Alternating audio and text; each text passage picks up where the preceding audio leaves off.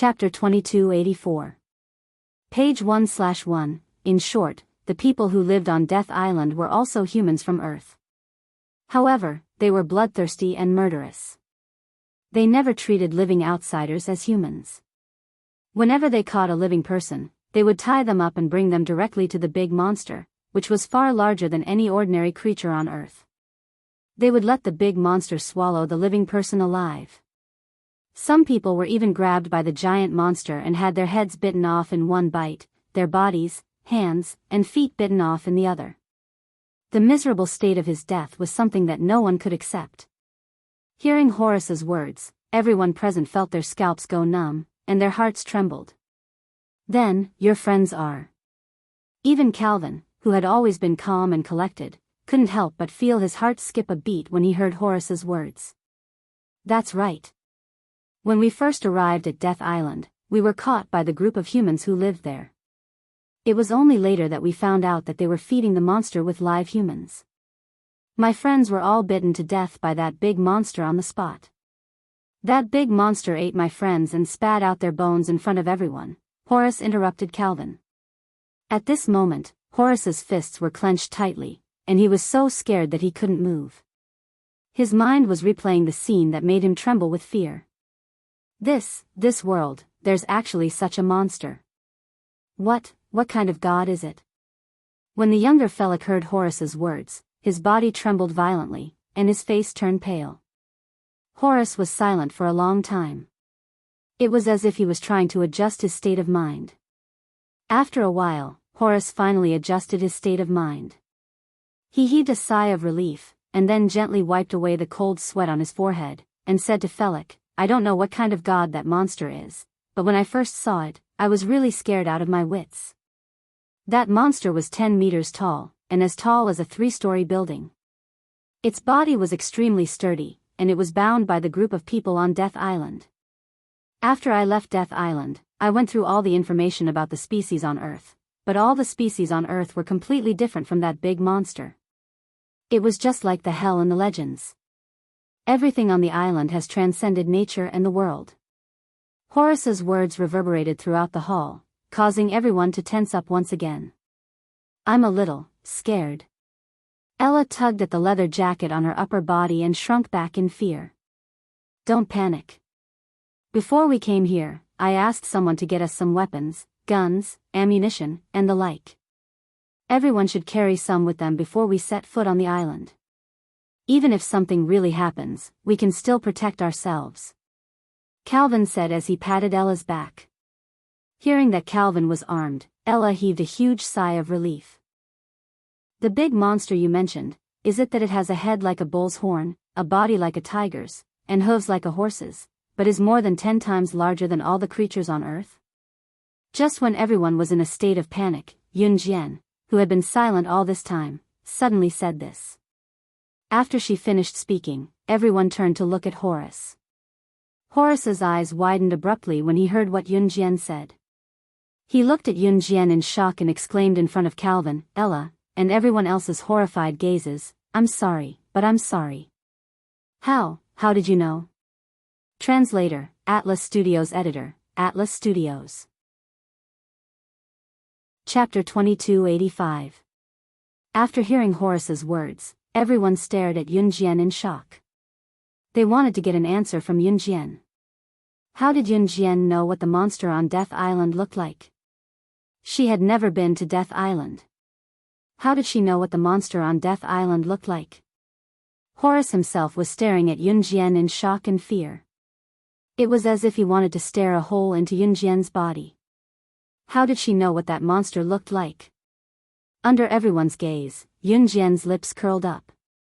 She smiled coldly and said, I guessed. You guessed it so accurately. Fei Lei glared at him and took the lead to speak. After Fei Lei said that, Yunjian didn't say anything else. Everyone could only let it go. Seeing Yunjian like that, she definitely wouldn't want to say anything else. At that moment, Yunjian was still sitting on the deck of the yacht. She placed one hand lazily on her lap and narrowed her eyes. Her thoughts drifted far away. According to Horace's words, Yun Jian could roughly guess the identity of the monster. The monster must be a demonic beast from the myriad continents. As for why it was on Death Island and why the group of people fed it with living humans, it was still a mystery to Yun Jian. After sailing for about 5 hours, the surroundings didn't change. After the sun set, everyone slept in a few rooms on the yacht at night. One person stayed up to keep watch. Until 4:00 in the morning of the second day, Yun Jian was woken up by an excited voice. "Look! Quick, look!" After hearing the voice, Yun Jian rolled over and got out of bed. As soon as she walked out of the room on the yacht, she saw a thick fog pervading the surroundings. It was like a fairyland and was very beautiful. Legend had it that Death Island would only appear on the surface of the Indian Ocean at dawn. Thick fog pervaded the surroundings. It was so beautiful that it attracted passing ships to dock at the shore of Death Island. However, the more beautiful something was, the more dangerous it was. That faintly discernible island is the Death Island. "Everyone, get ready," Horace said in a trembling voice. Horace paused for a moment before continuing. "As soon as we enter the Death Island, the humans on the Death Island will appear and capture us. We must remain vigilant at all times." Horace's words made everyone on the yacht turn around and grab all kinds of weapons. They held them in their hands and maintained their vigilance. Until the ship docked at the shore, everyone then carefully disembarked from the ship, trying not to disturb the group of humans who would feed living humans to huge monsters. Horace, Calvin, and the others were extremely cautious, as if they were afraid of disturbing the monsters on Death Island. However, just as Horace, Calvin, and the others were being extremely cautious, Yun Jian jumped off the boat and walked towards Death Island in an extremely lazy manner. She didn't seem to be afraid at all. What was more surprising was that Yun Jian purposely made heavy footsteps with every step she took. It was as if she was afraid of being discovered by the terrifying group of humans on Death Island. "Yun Jian, be careful. We will be discovered." Even Calvin couldn't help but sweat when he saw that. His expression froze. Who knew that Yun Jian, who was standing in front, narrowed her eyes and a strange light flashed across her eyes. She said indifferently, "It's too late. We have already been targeted. Please remember the domain name of this book." Mobile reading website. Chapter 2286. Page 1/1. Horace was the first to be taken aback by Yun Jian's words. Calvin, Ella, and Fei Lei were next. After being stunned for a moment, everyone's slightly trembling faces instantly turned as pale as a sheet of paper. "We were discovered so quickly?" Fei Lei was shocked. His eyes were wide open, and his mouth was so wide that his chin could touch his shoulders. He shouted in horror. Although the people around him were afraid, they didn't show it on their faces like Fei Lei, who was trembling with fear. Yun Jian, who stood in front, narrowed her eyes. "Put down your weapons and let them catch you." When Horace, Calvin, and the others clenched their weapons tightly and saw the group of humans walking towards them from all directions of Death Island, they were so scared that their scalps turned numb and their palms started to ooze cold sweat. Yun Jian's calm and short voice sounded. Only Horace, Calvin, and the rest could hear it. Hearing this, Fei Lei, who was standing behind Calvin, narrowed his eyes and whispered to Yun Jian, "You're crazy. That group of people. After the group of people captured them, they would do what they did to Horace's friends. They would bring them to the monster and then let the monster eat them on the spot." But Yun Jian actually asked them to put down their weapons. Were they tired of living? However, before Fei Lei could finish his words, Calvin's deep male voice sounded, "Listen to her." Calvin was the leader of the group, and even Fei Lei had to listen to him. Therefore, after hearing Calvin's words, Fei Lei put down his gun despite his fear. At that moment, the group of people from Death Island was already standing in front of Yun Jian's group. This group of people was no different from the humans on Earth, and they weren't the barbarians on Death Island. They also spoke English, which was commonly used on Earth. Yun Jian and the others did not resist. The group of people tied up Yun Jian and the others and brought them to the place where the monster was tied up. This was an open field beside a hillside. After Yunjian and the rest were brought here, they saw a huge monster entrenched in the ground not far away. Perhaps it could be said that this was a gigantic magical beast. That fiend beast was 3 stories tall, with a head like a bull's horn, a body like a tiger, and feet like a horse's hooves. It was dozens of times larger than the creatures on Earth. Without a doubt, it was a magical beast from the myriad continents. At the same time, the gigantic magical beast's limbs were bound by thick and large chains, restricting its range of movement. What made Yunjian puzzled was, why would this magical beast from the myriad continents be controlled by this group of humans? Just as Yunjian narrowed her eyes at the scene before her, the leader of the group of people who had tied up Yunjian and the others suddenly pointed at Yunjian and Ayla and ordered his subordinates, "Make more breakfast for Fiend Beast. Give Lord Magic Beast some more breakfast, just those 2 girls." The leader of this group of people who lived on Death Island was called Berkey.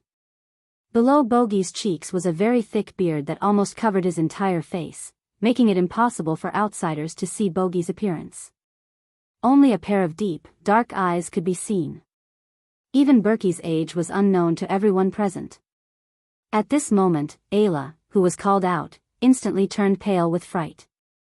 "What? Me?"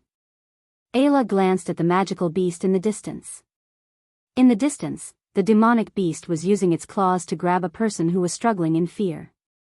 Just like that, the demonic beast sent the person into its huge mouth and swallowed the person who was crying and begging for mercy. The person was so scared that blood was flowing out of his body.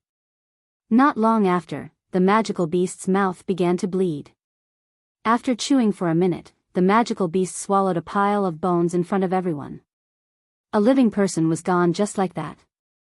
Ayla almost fainted at the sight of this scene.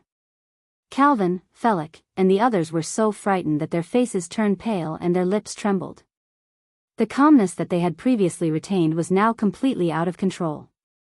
No wonder after leaving Death Island, Horace would rather pretend to be dead than return to Death Island.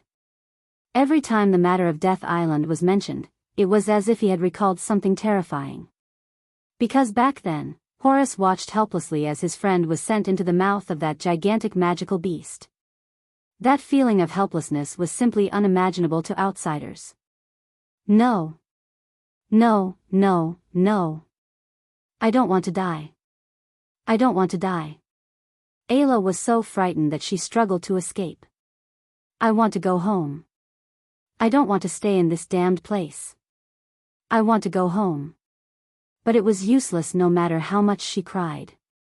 Soon, someone came over to suppress Yunjian and Ayla and walked towards the magical beast. Only after pushing Yunjian and Ayla towards the magical beast did Berkey's subordinates quickly retreat. At this moment, the magical beast had already habitually scooped up Yunjian and Ayla with both hands and was about to send them into its huge mouth. Translator, Atlas Studios Editor, Atlas Studios. Chapter 2287. Page 1/1, No. Ayla. Ayla. That Yunjian told us to put down our weapons, shouldn't she have a way? Is she trying to kill us on purpose? We didn't mistreat her along the way. How could she do this? Ayla. No, no. Looking at the fiend scooping up Yunjian and Ayla and feeding them to its mouth, Fei Lei's eyes widened at the thought of the innocent person being devoured just like that. He let out a final cry of despair. Even Calvin, who had always been calm, seemed to have lost his composure at this moment. He was stunned by the sudden turn of events, and couldn't return to his senses for a long time. At this moment, Calvin, Felix and the rest finally understood Horace's heart that was on the verge of collapse.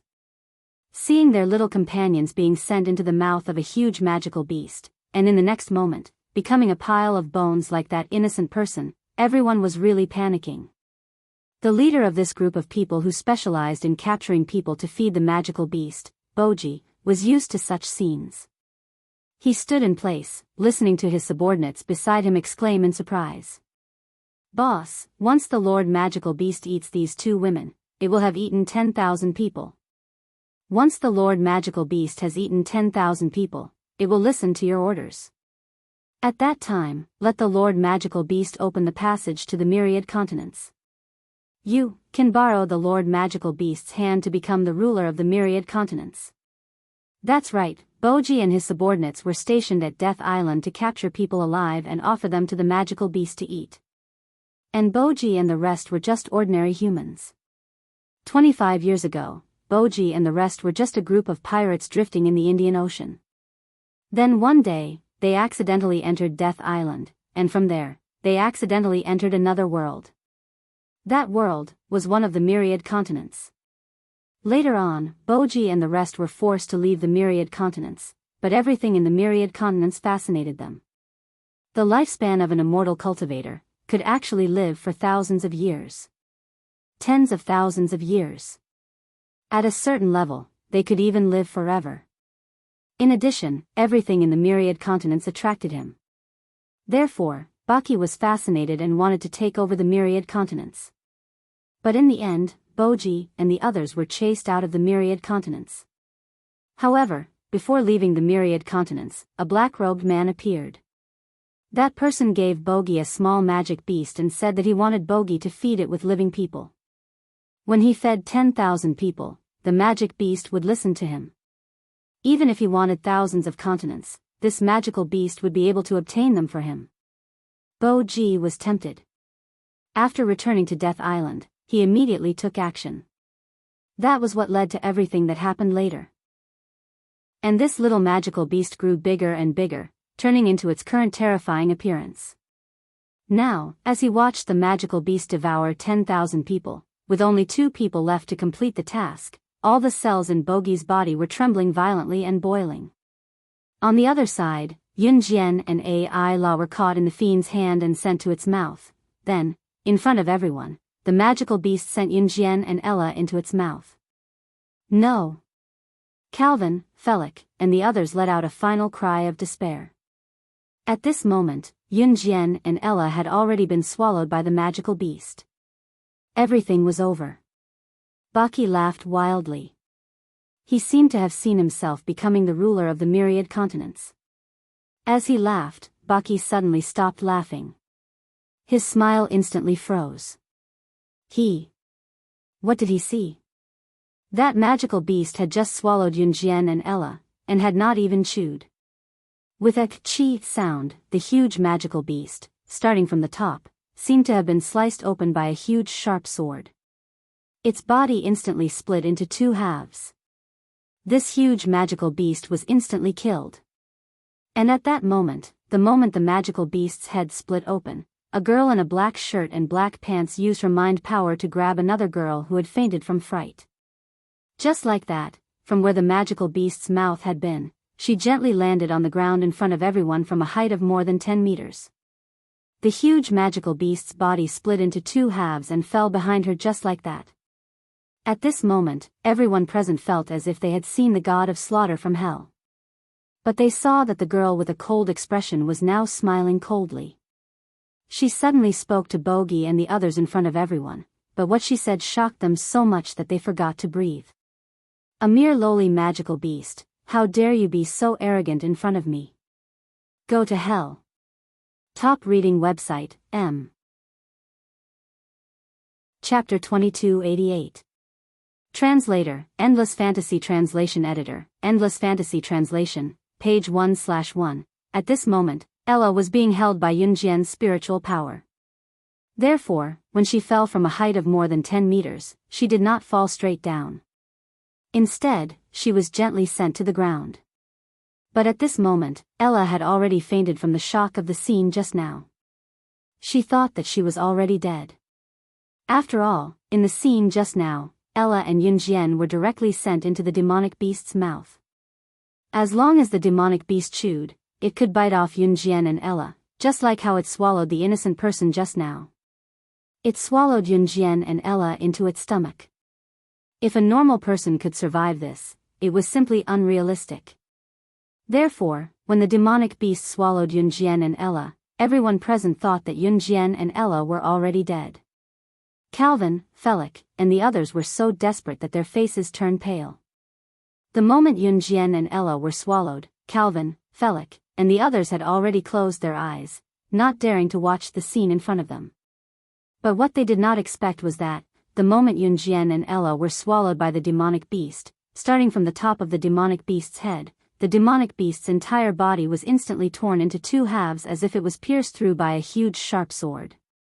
Yunjian and Ella also successfully escaped from danger. However, the most shocking thing was not this. But, when Yunjian landed, she actually used her spiritual power to grab the unconscious Ella in the air. This means that the demonic beast's death was also caused by Yunjian. Who exactly is this Yunjian? She actually has the ability to tear the demonic beast's body into two halves after being swallowed. Calvin, Felix, and the others who saw this scene widened their eyes in horror. Horace, who thought that Yunjian and Ella were doomed, also looked at the scene in front of him in horror, unable to recover for a long time. Boki, who felt that he was about to succeed and that he was about to make that huge magical beast listen to his orders and lead him to the myriad continents, widened his eyes fiercely when he saw this scene. In that second, Bogi's expression changed drastically. He looked at the scene in front of him in horror. His face instantly paled as if he had seen something that was shocking and impossible. Could it be that you are from the myriad continent? But that was impossible. This was impossible. This was impossible. That person said that even if it's the people of the myriad continent, there's absolutely no one who can kill this magical beast. Who are you? Bogi's face suddenly paled, as if he had seen something unbelievable. He stared at Yunjian in shock and fear, all the cells in his body trembling and boiling. That person was naturally the black-robed man who had raised Bogi's little magical beast. This is impossible. Could it be that you're from God's continent? But if the people of the God's continent want to leave, it's not that easy. There are no more than 10 deities in this world who can open a passage to leave the God's continent. Among the myriad continents, other than the legendary sorcerer God, who fell 1,000 years ago, no one else has the ability to kill my magical beast. Speak. Who are you? Bogi's face was distorted. He stared fiercely at Yunjian, as if he wanted to stare a hole into Yunjian's body. Horace, Calvin, Felix, and the others were confused. They had no idea what Bogi was talking about. But Horace and the others could tell that the sorcerer god of the myriad continents that Bogi was talking about was definitely an important figure who could shake the other world he was talking about. However, right after Bogi finished speaking, Yunjian stood in front of Bogi again in front of everyone present. Then, with a cold, emotionless voice, she spoke in front of Horace, Calvin, and the others, as well as Bogi and the group of subordinates behind Bogi, with a red arc and a cold, bone-chilling smile on her face.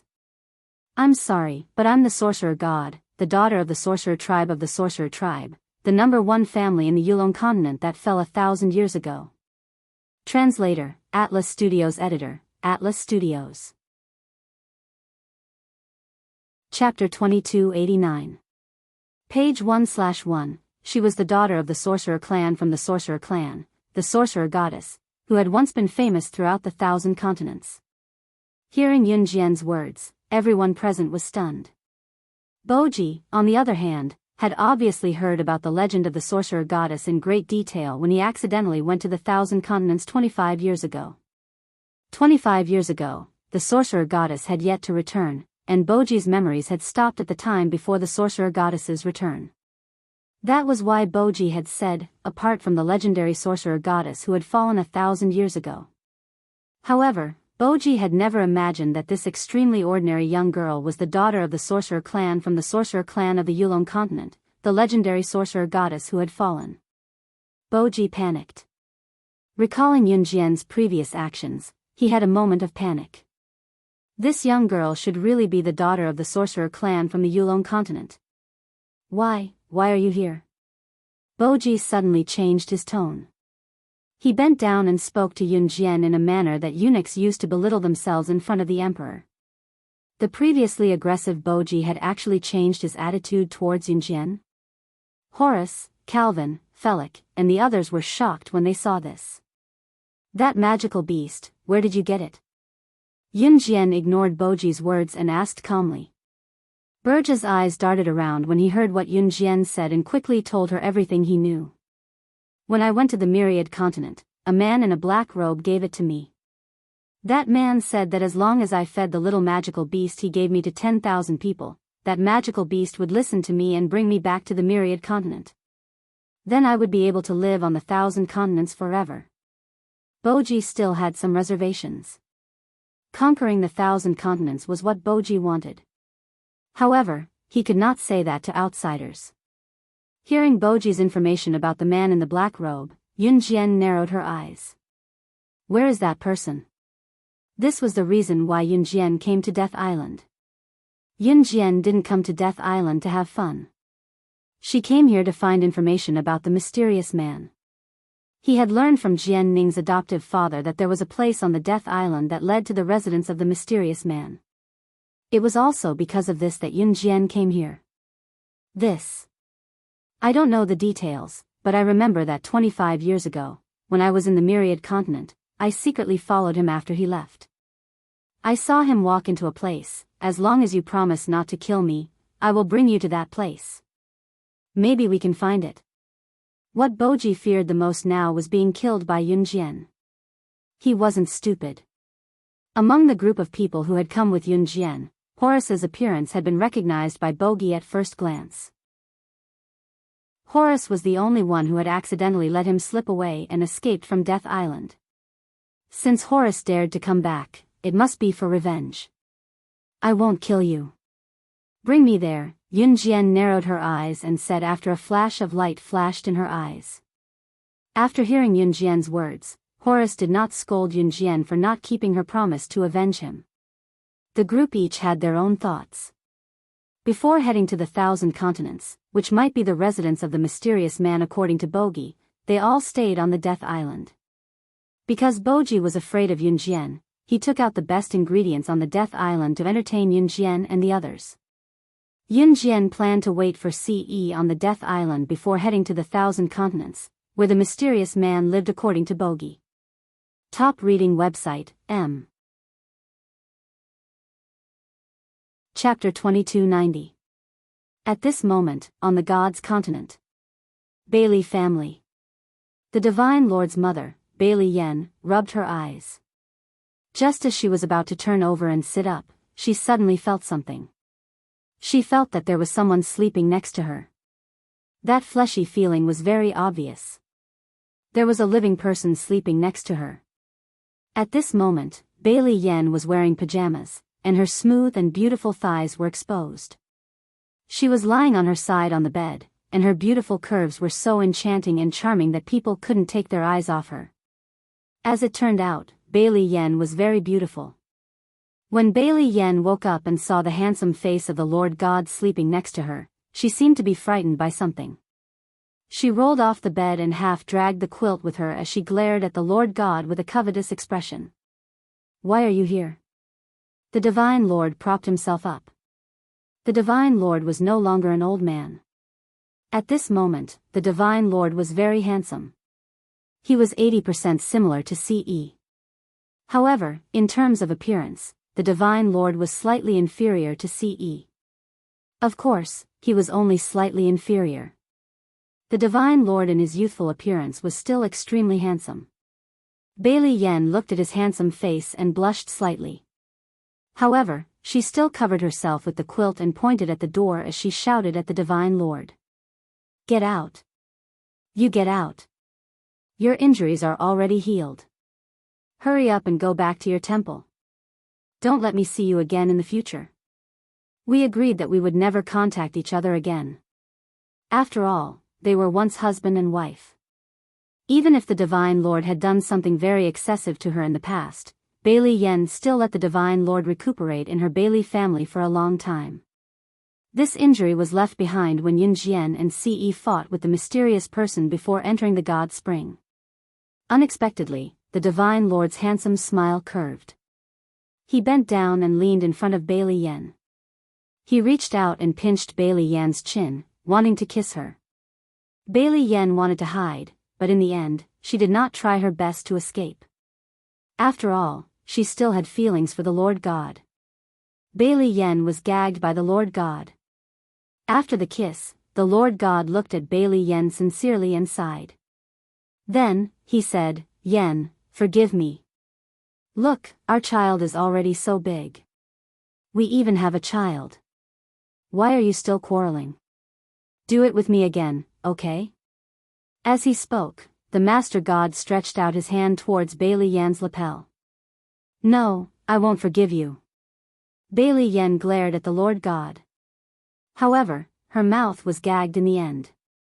For some unknown reason, Bailey Yan was once again carried onto the bed by the main god. The reason why Bailey Yan hated the overgod so much was because Bailey Yan felt that she was the one who had been forced to do so from the very beginning. Tens of thousands of years ago, Bailey Yan was the most beautiful young lady on God's continent. At that time, the Master God was already the ruler of the God's continent. Once, after Bailey Yan accompanied her father to attend a gathering in the temple, the Lord God took a fancy to her. Secretly, the Lord God confessed to her, but Bailey Yan rejected him. Later on, the Bailey family's patriarch turned 10,000 years old. Hence, they held a gathering. The Lord God gave the Bailey family a lot of face and personally went to the Bailey family to congratulate them. Due to the Lord God's noble status and the fact that he had confessed to her, Bailey Yan was afraid that he would force her to marry him. Hence, she was afraid that she would run into the Lord God. Everyone in the Bailey family was in the Bailey family's main hall. Bailey Yan ran to the Bailey family's backyard alone. However, she had only taken a few steps when she ran into the Lord God. Are you running away from me? The Lord God grabbed Bailey Yan's hand and pressed her into a small stone cave in a rockery in the backyard. When she saw the Lord God suddenly appear, Bailey Yan was so frightened that she turned her face to the side. No, do you hate seeing me that much? When the Lord God saw how Bailey Yan was running away from him, fury welled up in his heart. In the next second, he pressed Bailey Yan against the rockery and pressed her body down. He lifted her beautiful legs and did something that Bailey Yan would never forgive him for thousands of years. Please remember the domain name of this book. Mobile version of reading website. Chapter 2291. The Master God had always been instilled with a strong ideal by his father. If you want something and can't get it, then forcefully take it. The Master God had never cared about women. However, all of this changed after he met Bailey Yan. He wanted her. Who knew that after Bailey Yan knew his feelings for her, she would avoid him again and again. Before the Bailey family's master's 10,000th birthday celebration, Bailey Yan had avoided the Master God more than once. As the saying goes, things should not be done more than 3 times.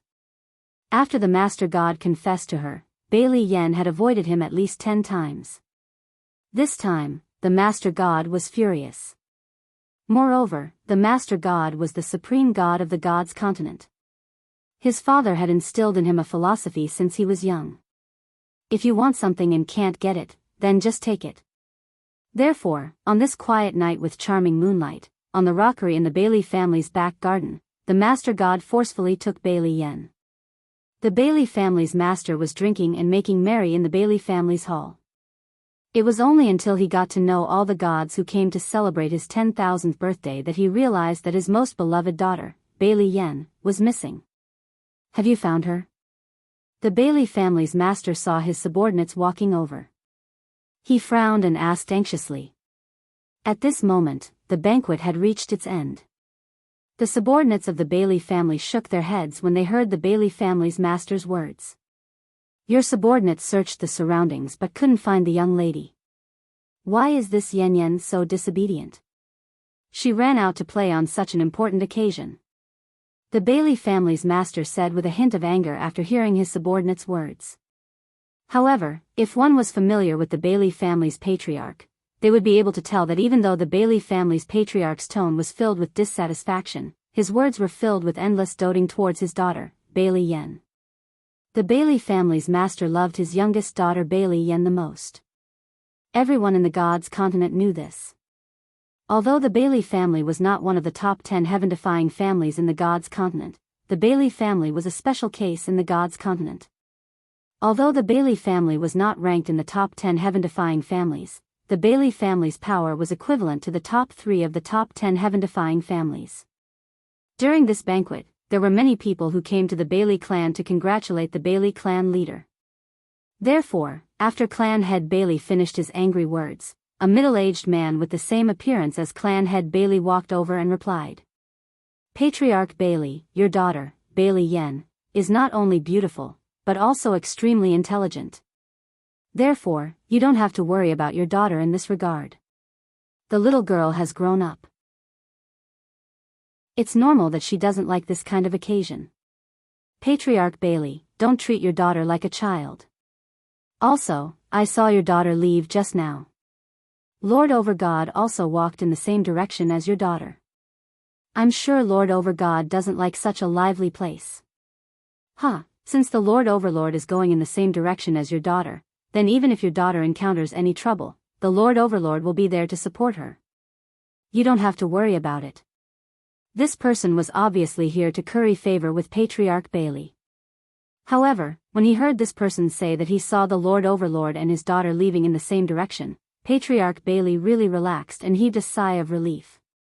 The Lord Overlord was the ruler of the Gods' continent.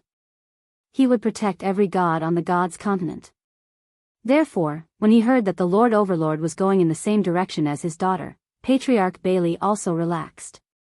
Even if something happened to Bailey Yen, as the ruler of the Gods' continent, the Lord Overlord would definitely not just stand by and watch. Therefore, Patriarch Bailey continued to entertain his guests.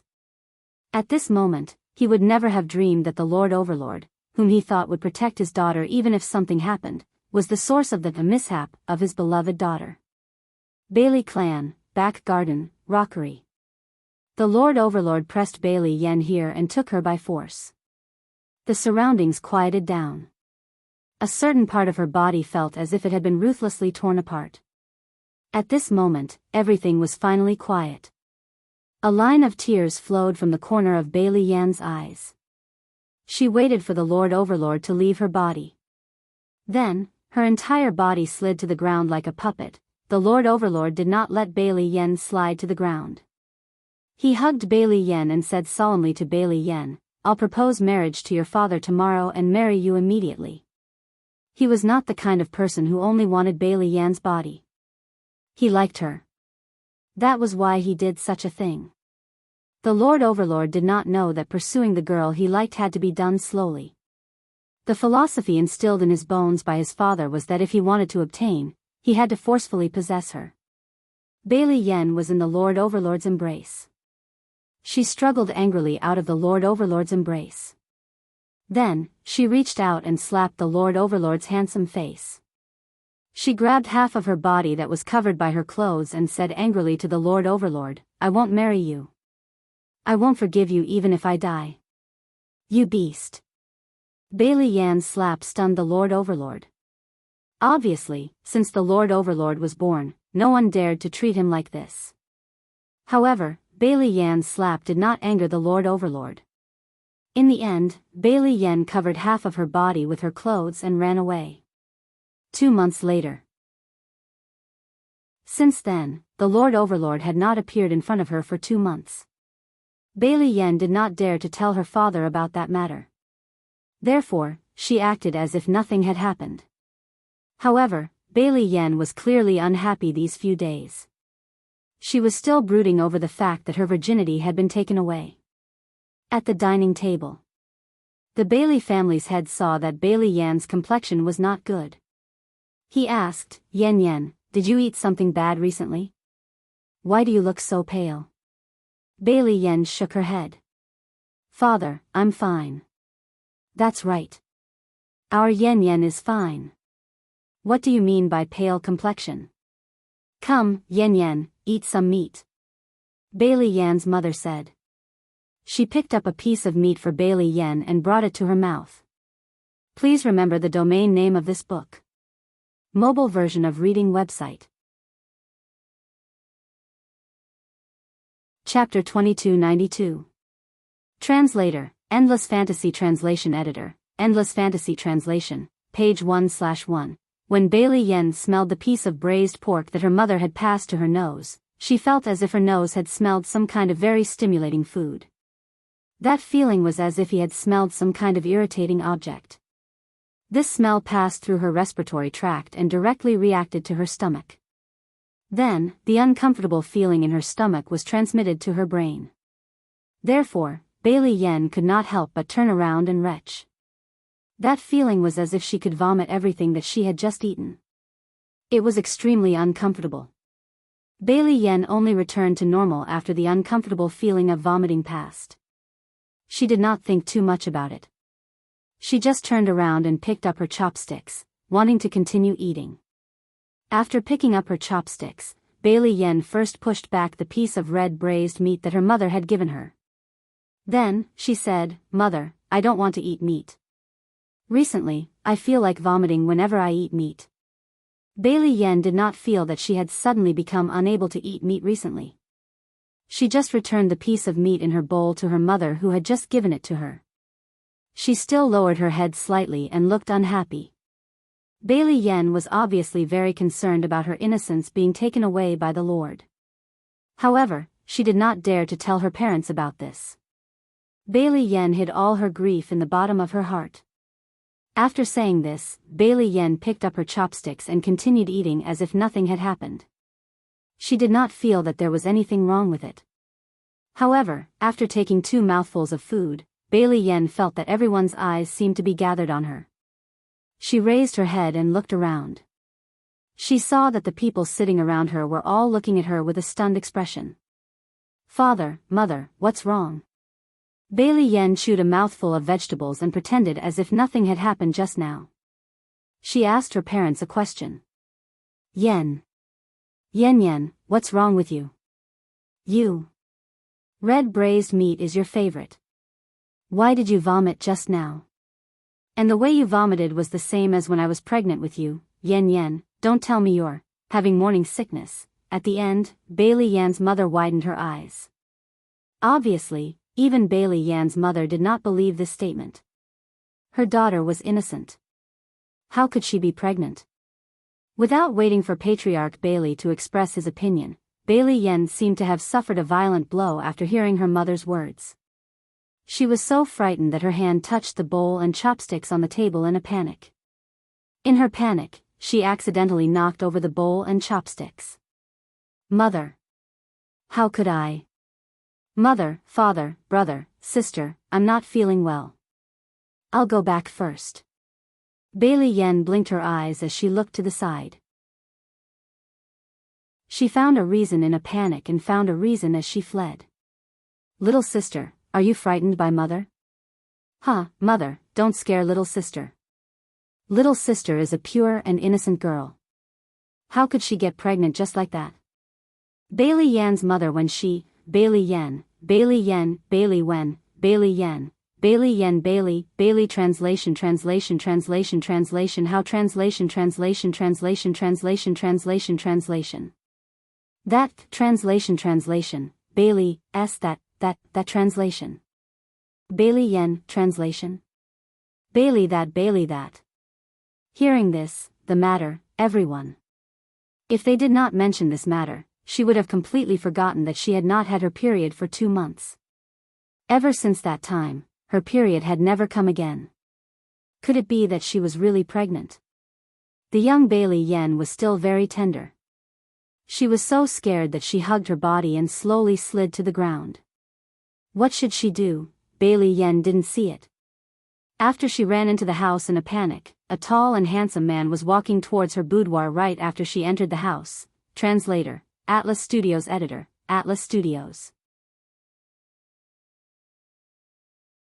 Chapter 2293.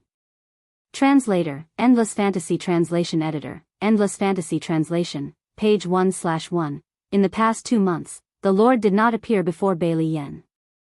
But that did not mean that the Lord did not secretly visit Bailey Yen.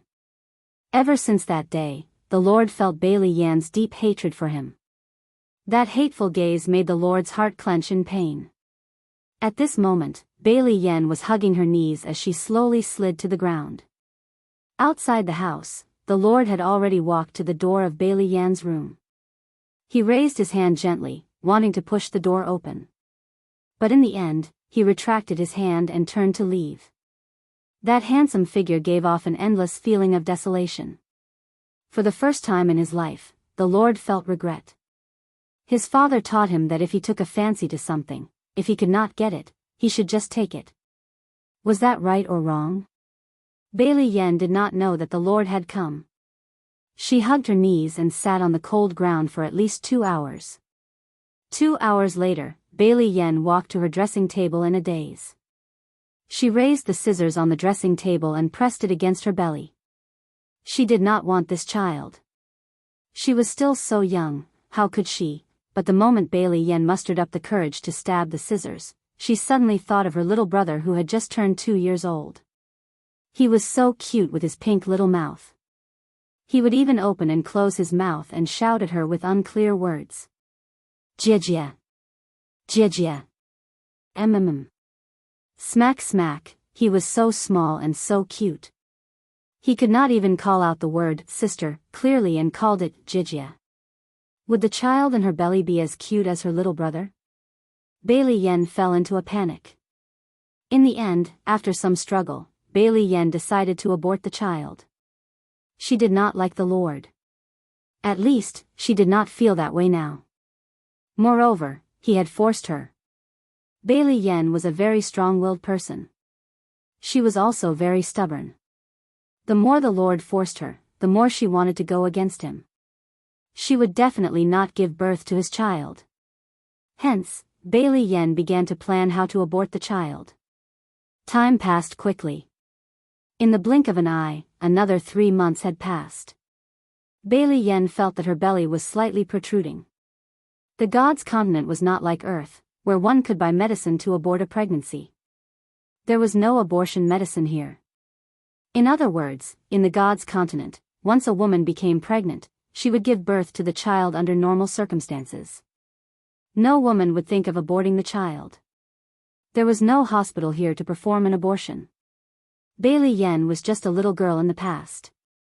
Because she had never come into contact with these things, she thought that it was a very simple thing to abort a child.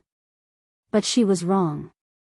In the God's continent, once a woman became pregnant, she would have to give birth to the child.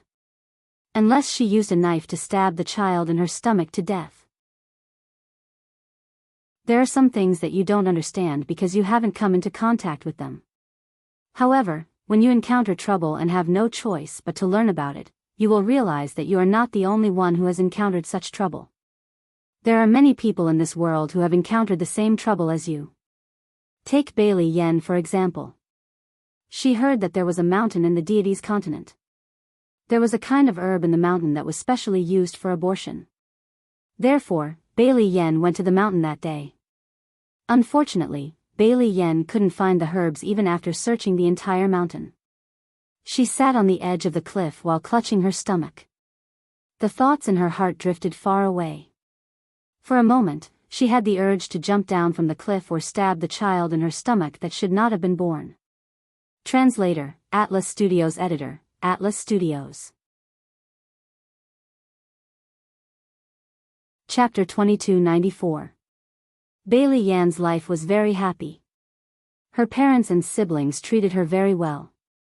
The outside world also knew that Bailey Yen was a very obedient little beauty. Bailey Yen didn't dare to imagine how the outside world would view her if her pregnancy was exposed. Bailey Yen, who had created an obedient image since she was young, couldn't believe it. The feeling of falling into hell after being praised to heaven. Bailey Yen shook her head in panic. Just as she was about to stand up, she didn't know that she stepped on air, and her entire body fell down the cliff. The bottom of this cliff was the god-destroying rock. Even if a god fell down, he would definitely die. Bailey Yen was so scared that her face turned pale. However, the moment she wanted to use her spiritual power to save herself, she suddenly stopped. In the eyes of the world, people who were extremely outstanding since birth could not accept a stain in their lives. Some people would rather die than be accused of indecent behavior one day after they had lived a life of glory. For example, Bailey Yen. Bailey Yen wanted to give up struggling. She might as well fall into this bottomless abyss and fall into the god-destroying rock. If she died, everything would be over. Bailey Yen was a very strong-willed woman. She couldn't accept being raped and still acting as if nothing had happened. Closing her eyes, Bailey Yen was about to fall off the cliff. However, before Bailey Yen could fall off the cliff, a slender hand grabbed her. For a long time, Bailey Yen didn't feel the feeling of falling off a cliff. When she opened her eyes, she saw an angry handsome face staring at her. The owner of this handsome face stared at her for 2 seconds and said angrily, "The God-destroying rock is at the bottom of the cliff. Do you want to die?" The person who came was none other than the Lord. Since the last time he forced Bailey Yen, this was the first time the Lord appeared in front of Bailey Yen. However, for the past 4 months, the Lord went to the Bailey family almost every day to see Bailey Yen. The day also fell. He just didn't dare to appear in front of Bailey Yen. He was afraid that Bailey Yen would be emotional if she saw him. Today, when Bailey Yen left the Bailey family and came to this mountain, the Lord followed behind Bailey Yen. He saw that she seemed to be looking for something, so he followed her all the way. Thinking that the God-destroying rock was at the bottom of this mountain, he wanted to follow her and protect her. However, the Lord never thought that Bailey Yen actually wanted to end her life. She actually dared die. When he thought of how Bailey Yen had closed her eyes and planned to directly fall off the cliff into the God-slaying rock and lose her life, the Master God's heart tightened. He was so scared that his face suddenly turned pale. He tightly grabbed Bailey Yan's hand and roared those words. Seeing the sudden appearance of the Lord God, Bailey Yen was so frightened that she reflexively wanted to take a step back. He even forgot that there was a cliff behind him and that the God-destroying rock was at the bottom of the cliff. Seeing this, the chief god flew into a rage. "You stupid woman, do you want to die so badly? Good. Do you want to die? Since you want to die, you might as well be the woman beneath me. Anyway, it wasn't the first time. Get some benefits for your Bailey clan and serve me well before you die." These words were definitely uttered by the sovereign in a fit of anger. Bailey Yen was frightened by the Master God's appearance. However, before Bailey Yen could react, the Lord God had already grabbed her hand and brought her to the temple in a flash. After bringing Bailey Yen back to the bedroom in the temple, the Lord God threw Bailey Yen onto the bed and quickly stripped off her clothes. However, the moment the Lord God was about to enter Bailey Yen, his gaze fell on Bailey Yen's originally slender, but now slightly arched lower abdomen. Please remember the domain name of this book, .com, Wonderful Book Mobile Version Reading Website, .com. Chapter 2295. Translator, Endless Fantasy Translation Editor, Endless Fantasy Translation Translator, Endless Fantasy Translation Editor, Endless Fantasy Translation. When the Master God saw Bailey Yan's obviously protruding belly, he stopped his actions of forcing Bailey Yen. Bailey Yen was also stunned. She did not expect that the Lord God would bring her back to the temple and strip her of her clothes to force himself on her. However, Bailey Yen only reacted when she was stripped of her clothes. At this moment, she was not wearing anything. Not only that, it had been 5 months since the Lord God forced himself on her. During these 5 months, Bailey Yen had been hesitating whether she should kill the child in her belly. However, she could not bring herself to do it. After 5 months, her belly grew bigger. Bailey Yen was more and more afraid that her pregnancy would be discovered. Hence, she wore thicker and thicker clothes. Even on hot days, Bailey Yen would wear thick cotton-padded jackets. However, if this continued, she would not be able to hide her protruding belly at 6 or 7 months. Hence, Bailey Yen was anxious. Today, she heard that there was a kind of herb used for abortion in the nearby mountains. Bailey Yen quickly went to pick it. However, she did not expect to meet the Lord God. He even got angry for no reason and brought her to the temple. He wanted to do the same thing to her 5 months ago. Of course, all of this was not the main point. The main point was that she was pregnant. 5 months pregnant, her belly would not be obvious if she wore thick clothes. However, the Lord God had stripped her of all her clothes in a fit of anger just now. In this way, her protruding belly was completely exposed before his eyes. While the Lord God was in a daze, Bailey Yen hurriedly lifted up the corner of the blanket to cover her stomach and her private parts. She glanced to the side and very uncomfortably reached out to pick up the pile of clothes that the Lord God had taken off. However, before she could pick up the pile of clothes that the Lord God had taken off, Bailey Yan's slender wrist was grabbed by the Lord God. At the same time, the Lord God's magnetic male voice suddenly sounded. There was a hint of wild joy in his words. "You're pregnant?" Although the Lord God didn't have any experience, he wasn't stupid. Bailey Yan's protruding belly was different from being fat. That round, ball-like protruding belly was a sign of pregnancy.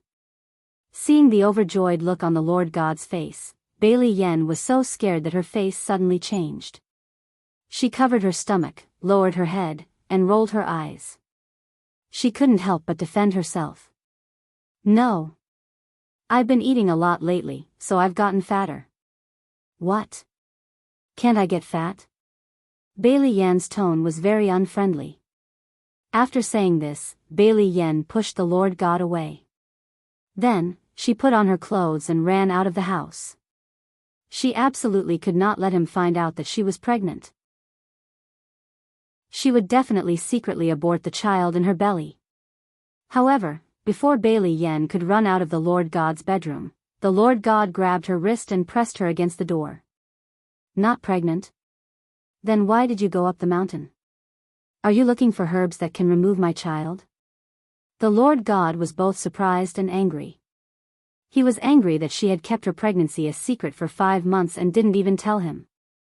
He was surprised that he was going to be a father. Bailey Yan, whose thoughts were exposed, stubbornly wanted to pull her hand back from the Lord God's hand. However, she realized that there was nothing she could do. Bailey Yan looked at the Lord God with a hateful gaze, then said angrily, "Yes, yes. Yes, that's right. I'm pregnant, but it's not your child." "Why? Do you really think that I can't have you? I found another man to give birth to this child." "Ugh." Bailey Yan had just said this when her mouth was blocked. The Lord God angrily blocked Bailey Yan's red lips and kissed her for a while. When he let go of Bailey Yan couldn't even breathe.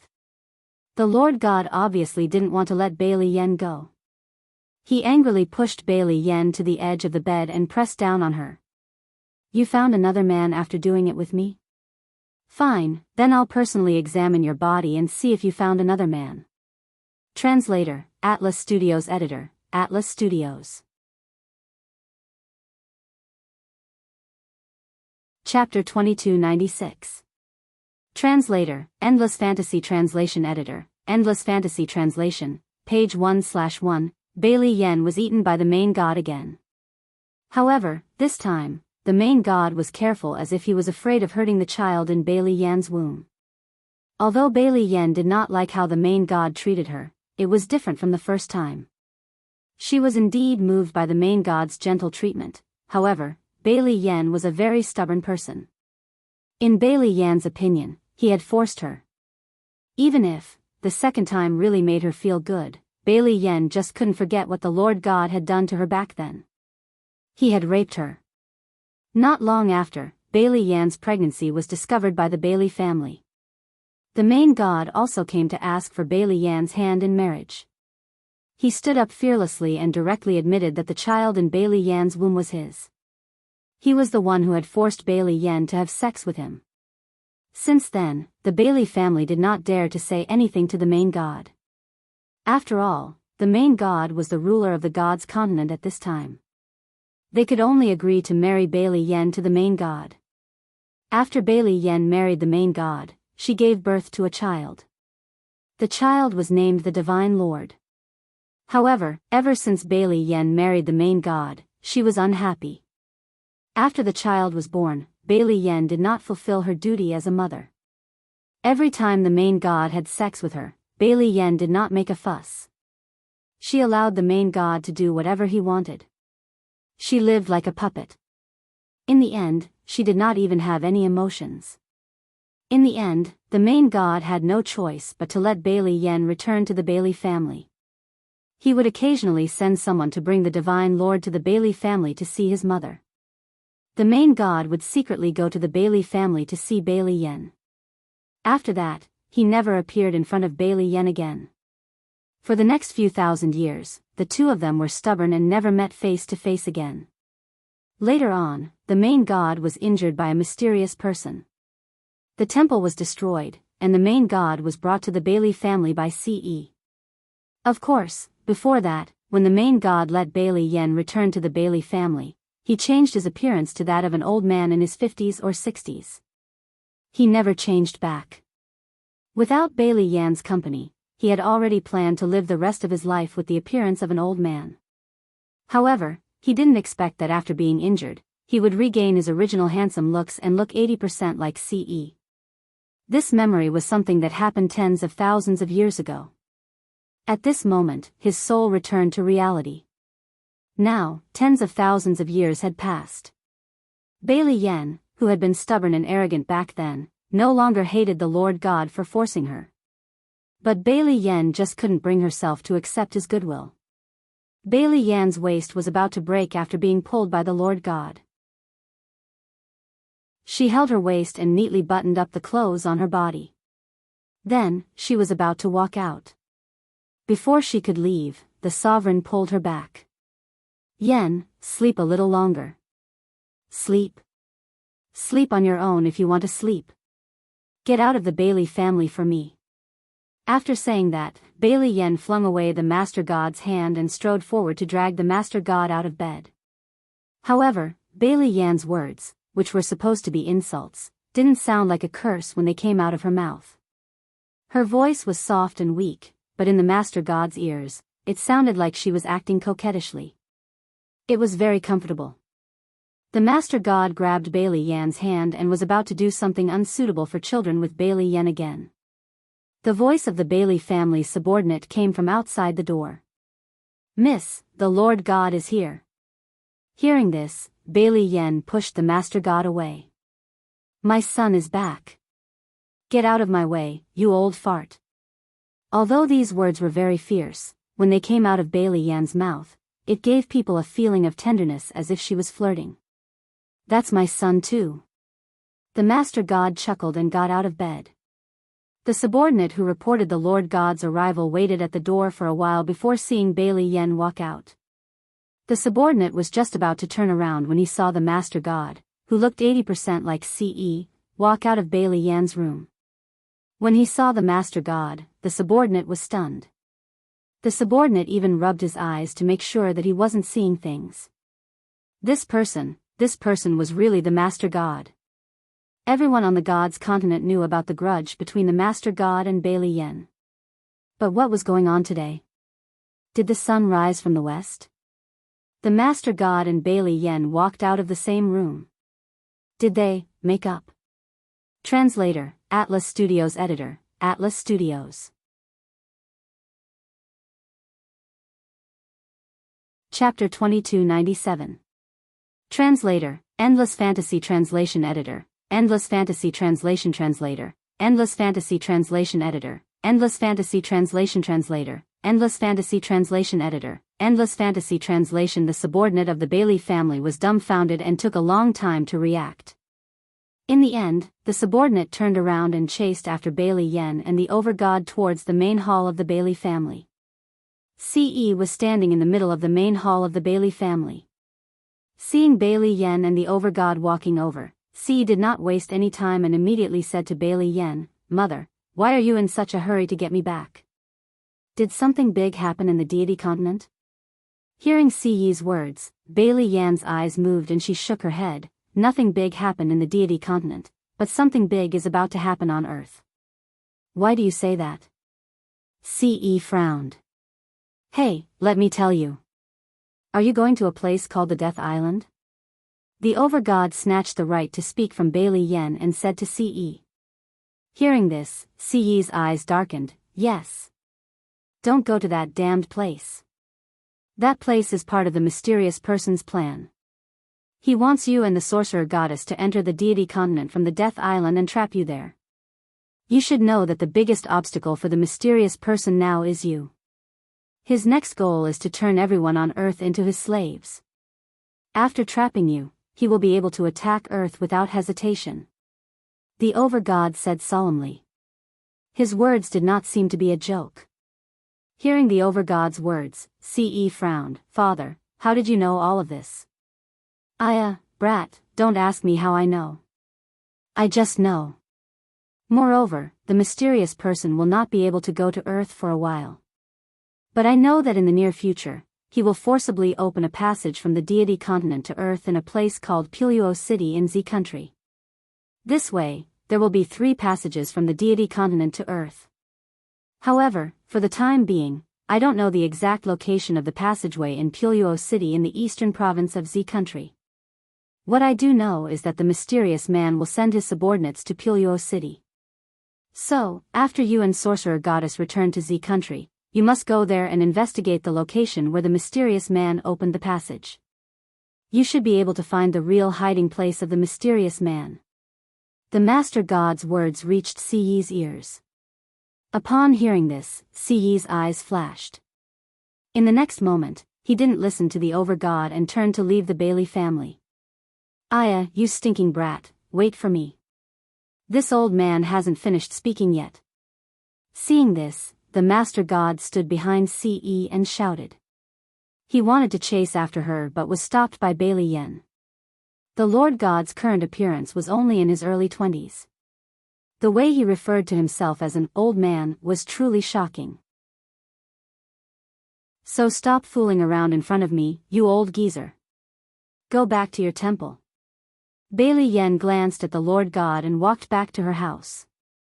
Don't. Yen, my temple hasn't been repaired yet, has it? Now the temple has become a ruin. If you don't take me in, I'll have nothing to eat. After saying that, the Master God chuckled and shamelessly walked towards Bailey Yen. Death Island. Yun Jian had been here for almost 3 days. 3 days had passed and Ce still hadn't come. Everything on Death Island made Yun Jian feel that something was wrong, but Yun Jian didn't say anything. Horace, Calvin, Ella, Felic, and the others didn't notice anything wrong. They stayed on Death Island in a rather luxurious villa built by Bogey. Bogey and the others were afraid of Yun Jian, so they gave their villa to Yun Jian, Horace, and the others. That night, at 1:30 a.m. Yun Jian's eyes that were closed to rest abruptly opened. In the next second, she got up and went to the other rooms in the villa to wake up Horace, Calvin, and the others. What's wrong with Yun Jian? It's the middle of the night. Calvin and the others couldn't understand. However, after they finished speaking, they saw Yun Jian put her hand to her lips and made a soft, shoot sound. Then, she said, something's wrong with Death Island. We must leave immediately. Translator, Atlas Studios Editor, Atlas Studios. Chapter 2298. Something's wrong? What's wrong with him again? It's the middle of the night, Yun Jian, don't scare me. I'm scared. After hearing Yun Jian's words, Ella suddenly felt a chill run down her spine. She was so scared that her expression changed slightly. Aren't you doing fine? You're so powerful that even the most powerful person on Death Island, Boki, listens to you. Moreover, he's so scared that he's willing to let us stay in his mansion. Haha. What could possibly happen? Yun Jian, don't be so paranoid. You should wash up and go to bed. We've stayed here for 3 days and nothing has happened. Waking us up in the middle of the night to tell us this, it's quite scary. Felic stretched out his hand and yawned as he spoke. While speaking, Felic still had a sleepy look on his face. Felic, who was in his early 20s, was a very lazy young man. Only Calvin and Horace's eyes moved when they heard Yun Jian's words. The 2 of them agreed with Yun Jian's words. Let's leave Death Island immediately.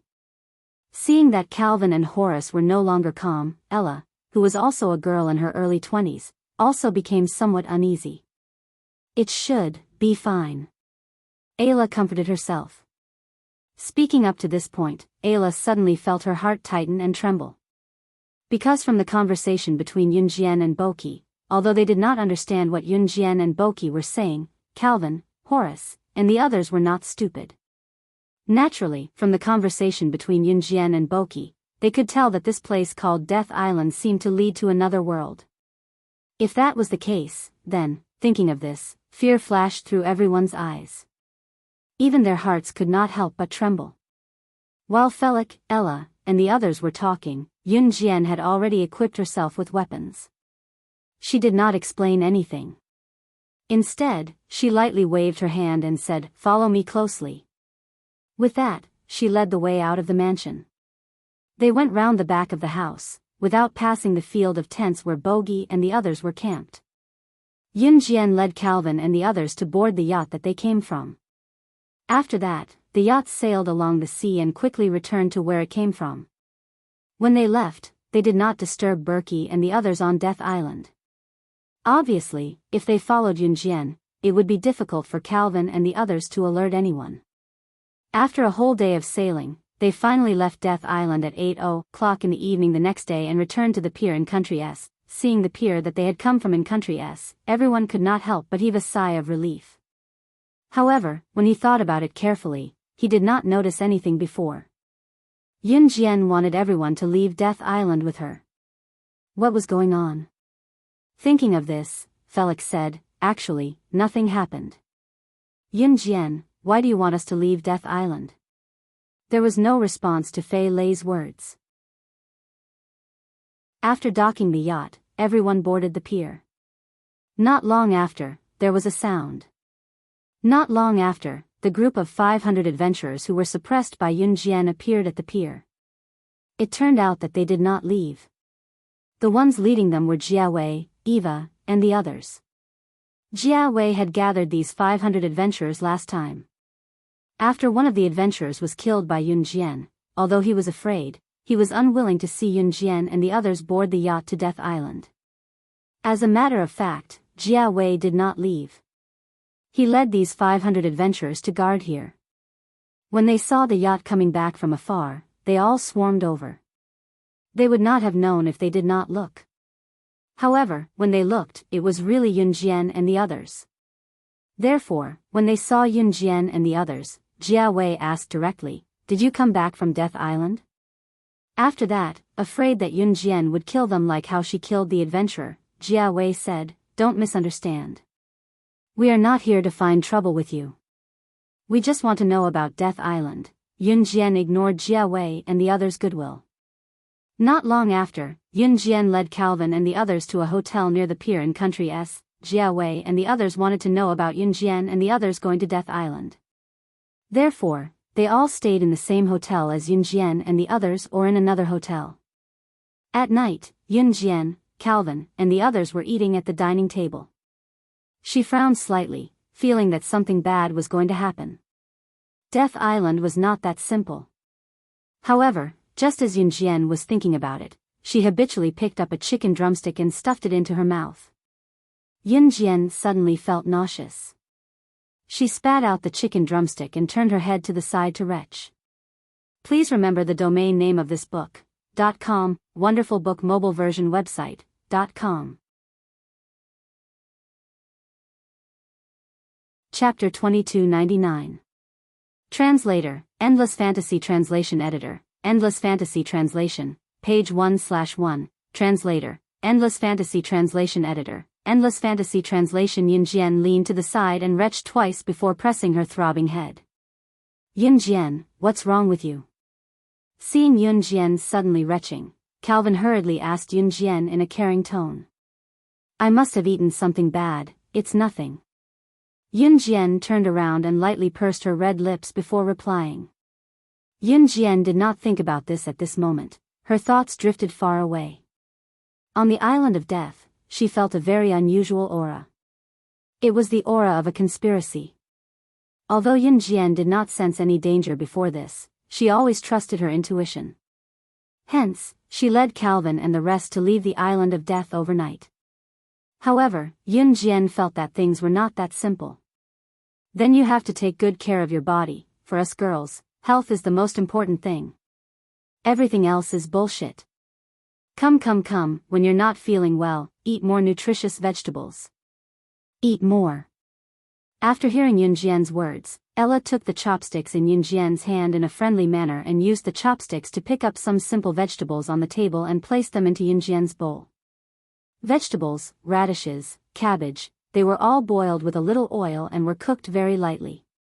It was the traditional taste of S country's cuisine. Yunjian did not feel that there was anything wrong with Ella's sudden friendliness. She nodded and ate some bland food. She probably caught a cold. The group had dinner in this restaurant and returned to the hotel. When the group returned to their rooms to sleep, Yunjian stopped them and reminded them in an extremely soft voice, "Don't worry. Don't sleep too deeply tonight." She did not say anything else. Due to Yunjian's previous ability, Calvin and the rest did not say anything and only nodded in response. Nightfall. The wind was chilly. Night in S country. After all, it was winter and the weather was very cold. Kacha kacha kacha. Yunjian slept in the room with her eyes closed. She felt that the window had been pried open with tools for half an hour before it was finally opened. Yunjian had already felt the noise from the moment the window lock was pried open with a tool. The funny thing was that the person outside thought that he hadn't been discovered and took half an hour to open the window. With a kacha sound, the window lock was finally pried open. The window was also opened slightly. A small smoke-hole-like object was stuffed in. Not long after, dense smoke floated out of this small smoke-hole-like thing. Yunjian could tell that the smoke coming out of the cigarette hole was knockout powder. This kind of knockout drug could make people fall into a deep sleep, at least for a short period of time. This drug was very effective on ordinary people, but it didn't have any effect on her. He had been picking the window lock for half an hour and had even tried to knock her out with this kind of low-level drug. Yunjian's lips curled up coldly. The next second, she smoothed her lips and closed her eyes, pretending to be asleep. When there was no more noise in the room, the smoke-hole-like object was removed. After the smoke in the room dissipated, two people came in through the window. "Is she asleep?" "She must be asleep. The composition of my knockout powder is enough to knock out a cow. Let's not waste any more time. Let's hurry up and find the item. Once we find it, let's leave immediately." Two sparse voices were heard. These two faint voices belonged to a man and a woman. Even if Yunjian didn't open her eyes, she could tell that the voices belonged to none other than Jiawei and Eva. Jiawei and Eva had never been to Death Island. After Yunjian and the rest returned, they refused to tell them what had happened on Death Island. Hence, they came up with the idea of stealing Yunjian's sky blue necklace. "Found it. It's here. Then let's hurry up and leave. It'll be bad if she wakes up." After searching for about 10 minutes, Jiawei and Eva finally found the sky blue necklace. The two of them happily walked out of the window, intending to leave Yunjian's room through the window. However, just as the two of them were about to walk to the window, 3 throwing knives suddenly flew past Jiawei and Eva's left, top, and right sides. The 3 throwing knives hit the wall by the window that Jiawei and Eva were about to leave, piercing straight into the snow-white wall. This sudden change caused Jay and Eva's hearts to tighten. Just as the two of them were in a state of panic, the voice of the young girl, who they thought had already fainted, rang out from behind them. Her words actually carried a trace of hair-raising meaning. "Since the two of you are here, why don't you stay for a while before leaving?" Translator, Henyi Translations Editor, Henyi Translations.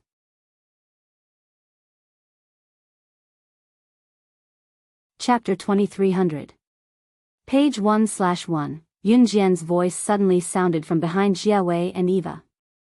Just now, Jiawei and Eva were sure that Yunjian had been drugged, and had searched for 10 minutes before they found the sky blue necklace.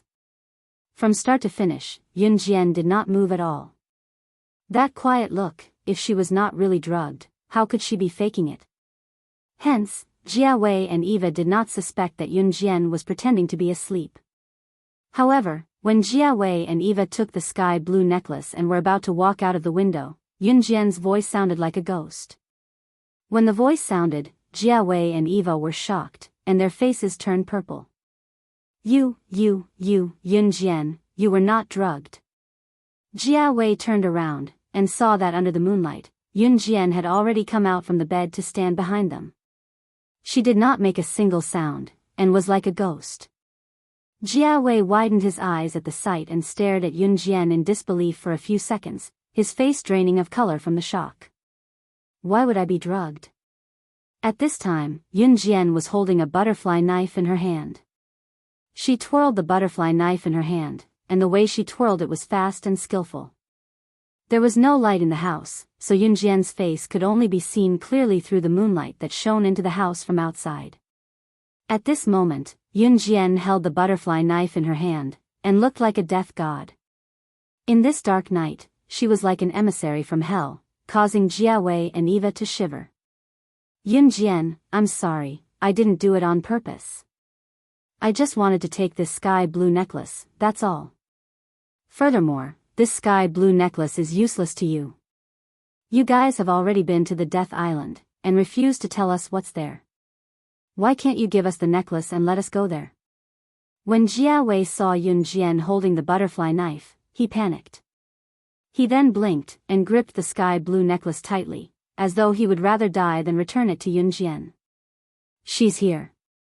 Just as Jia Wei was protecting the necklace, and did not intend to return it to Yun Jian's indifferent voice sounded. What? When Jia Wei and Eva heard Yun Jian's words, they were stunned, and did not understand what Yun Jian meant. Yun Jian narrowed her eyes, and suddenly charged towards Jia Wei and Eva with the butterfly knife. The room was only so small, Jia Wei and Eva were standing 3 meters away from Yun Jian. When they saw Yun Jian charging towards them, they saw the butterfly knife in Yun Jian's hand, and recalled the scene of Yun Jian killing people at the pier. Jia Wei was so frightened that he crouched down, holding his head, and cried out, I was wrong. I was wrong. I'll return the necklace to you. I'll return it to you. But just as Jia Wei was kneeling down and apologizing, and Eva was trembling in fear, Yun Jian leaped over Jia Wei and Eva, and jumped out of the window. Before Jia Wei could hold his head, he saw this scene. His eyes moved slightly, and in the next second, his face turned pale with fright. This is the 5th floor. Yun Jian jumped out of the room, and that's like jumping 5 floors. Jumping from 5 floors to flat ground, it would be strange if a normal person did not die. Is Yun Jian courting death? Jia Wei and Eva were so frightened that they turned to look out the window. Their faces turned pale, and they looked like they could not turn back for a long time. But when they turned to look out the window, they thought they would see Yun Jian jump down 5 floors, and even if she did not die, she would be crippled. Jia Wei and Eva's eyes widened, and they forgot to breathe. All the cells in their bodies were frozen by Yun Jian's next move. They were so frightened that their jaws dropped to the ground, and their eyes bulged out of their sockets. Translator, Atlas Studios Editor, Atlas Studios.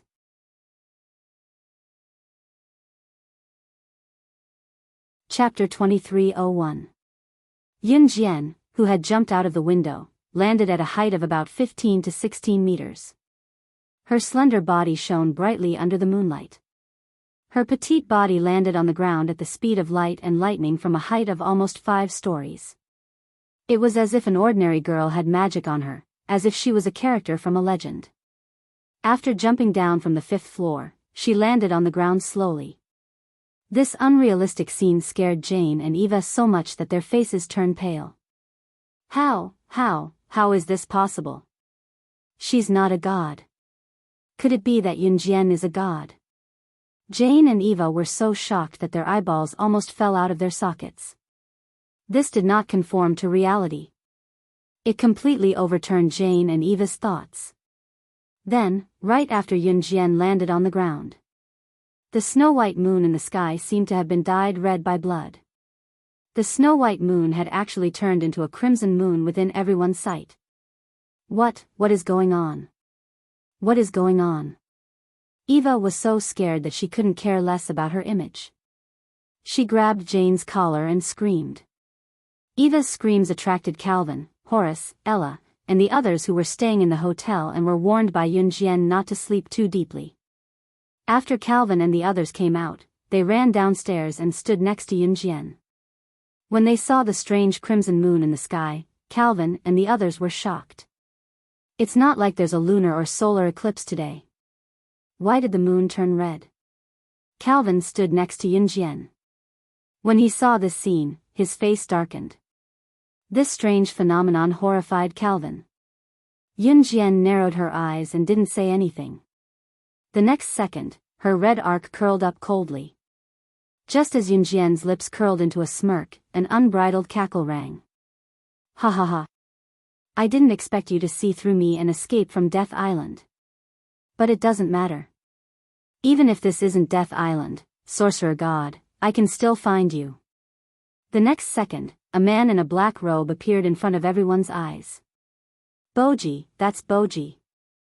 Horace clenched his fist and shouted when he heard the man's voice. Horace would never forget that man's voice for the rest of his life. That man in the black robe was Boji. He was the leader of the group of people on Death Island who killed Horace's good friend 20 years ago. Boji, who was originally terrified of Yunjian, seemed to have turned into a different person. He looked at Yunjian from afar and laughed maniacally as he tore his mask off. Everyone around was stunned. What's going on? Didn't Boji already admit defeat to Yunjian? I've heard of him for a long time. After he betrayed the God's continent 10,000 years ago, he was expelled from the God's continent and was never heard from again. He once killed countless innocent cultivators on the God's continent and was known as the Great Killing Devil. He was ranked in the top 10 on the God's continent's strength list. Now that I've seen you today, you're indeed extraordinary. At this moment, Yunjian's voice suddenly rang out. Her words were directed at Boji. When they heard Yunjian's words, Calvin and the others were stunned. Calvin and the others already knew that there was another continent in this world, but they didn't know what it was like. However, from Yunjian's words, they could tell that, this Boji, in another world, was a big shot who could shock everyone. Although Jiawei and Eva were confused and didn't know what Yunjian was referring to, they could tell that Boji, who had suddenly appeared, was definitely not ordinary. After hearing this, Jiawei and Eva's bodies suddenly trembled. However, just when everyone was shocked by Boji's identity, Boji suddenly sneered at Yunjian in front of everyone. In spite of it, Yunjian's identity revealed by Burge struck fear into everyone's heart, making them forget to breathe. Ha! No matter how famous I am, I have to admit that I'm far inferior to you. As an immortal cultivator from a low-level continent like the Yulong continent, you have the ability to destroy the world. In the battle between the thousands of continents to determine who was the number one continent, you, the sorcerer goddess, were merely a woman, but you suppressed all the continents and massacred countless strong cultivators who refused to admit defeat, pushing the Yulong continent to the throne of the number one continent among the thousands of continents. Sorcerer goddess, I, Boji, would also like to meet someone as powerful as you. Please remember the domain name of this book, mobile version of reading website. Chapter 2302. Translator, Endless Fantasy Translation Editor, Endless Fantasy Translation Translator, Endless Fantasy Translation Editor, Endless Fantasy Translation. 1,000 years ago, on the countless continents in the universe, there was a huge event that shocked the continents. That was when the strong fighters of the thousands of continents stepped forward to fight for the throne of the first continent. The first continent referred to a continent chosen from the thousands of continents in the universe to be the ruler of the thousands of continents. For example, a country had countless provinces, but only one of them was the capital. The capital was the largest area under the jurisdiction of all the provinces. Similarly, the countless provinces could be compared to the thousands of continents in the universe. The capital, the area under the jurisdiction of all the provinces, was the throne of the first continent. The first continent was the central platform that governed all the continents. In layman's terms, the first continent was the capital of a country. Therefore, back then, the experts of the thousands of continents had all stepped forward, wanting to contribute to their own continents and help them ascend to the throne of the number one continent. However, at that moment, the sorcerer goddess stepped forward. Once the sorcerer goddess stepped forward, she immediately massacred the strong fighters of the thousands of continents who stepped forward to fight for the throne of the first continent. She directly pushed the Yulong continent to the throne of the first continent. If the strong fighters of the thousands of continents dared to disagree, the sorcerer goddess would kill them. During that time, other than the strong fighters of the Yulong continent, the strong fighters of the other continents were all killed by the sorcerer goddess. Those who did not agree, the sorcerer goddess did not hesitate to kill them. She did not have the slightest intention of showing mercy. At that time, this matter shook all the continents and even spread to the ears of the gods continent. Although Calvin, Horace, Ella, Jane, Eva and the rest did not understand the meaning of Boki's words, they could tell from Boki's words how powerful the sorcerer goddess was. Calvin, Horace, Ella, Jane and the rest were completely dumbfounded. And from Boki's words, it seemed like Yunjian was someone from another world. But from the conversation between Yunjian and Boki, since the two of them could speak in a tone of mutual admiration, this meant that they did not have any enmity towards each other, right? At this thought, Calvin, Horace, Ella, Jane and the rest heaved a sigh of relief. But just as everyone was thinking this, Burge suddenly snorted and spoke impudently.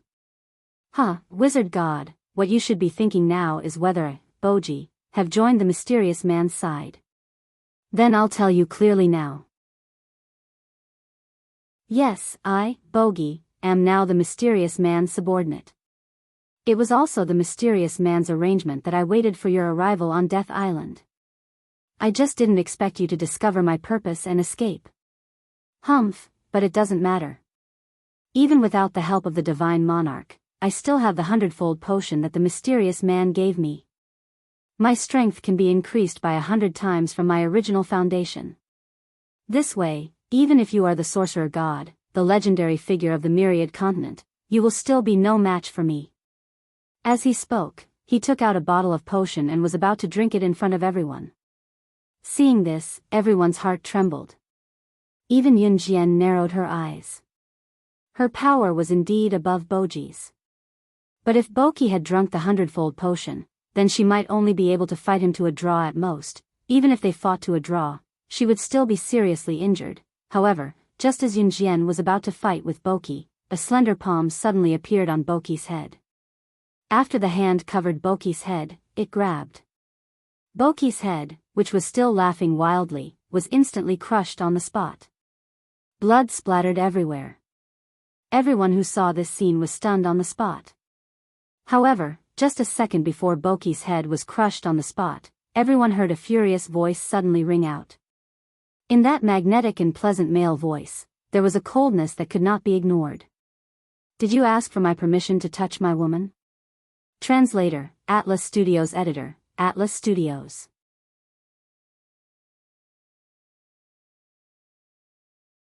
Chapter 2303. It was a magnetic, mellow male voice that was so pleasant that it sounded like there was no other male voice in the world. It was accompanied by the sound of chi chi chi. Everyone saw that after the slender hand covered Boji's head, it crushed Boji's head in front of everyone. It was like crushing a mosquito, and the mosquito's blood gushed out. Boji's head instantly turned into a pool of blood like killing a mosquito. His body was still there, but his head instantly exploded into a pool of blood.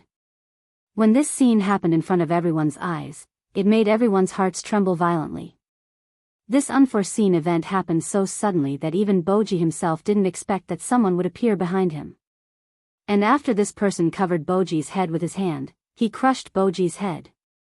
The speed of Boji's death was so fast that everyone present couldn't react in time. Everyone's hearts trembled violently. In that instant, everyone present was so shocked that they almost suffocated. The head of a living human being was actually, at that moment, everyone saw a handsome man who was half a head taller than Boji suddenly appear behind Boji. He was wearing black casual clothes. After the handsome man crushed Boji's head in front of everyone present, he kicked away Boji's corpse in front of him and walked towards Yunjian. Everyone at the scene was thoroughly frightened. Oh my god. This is too scary. Who is this person?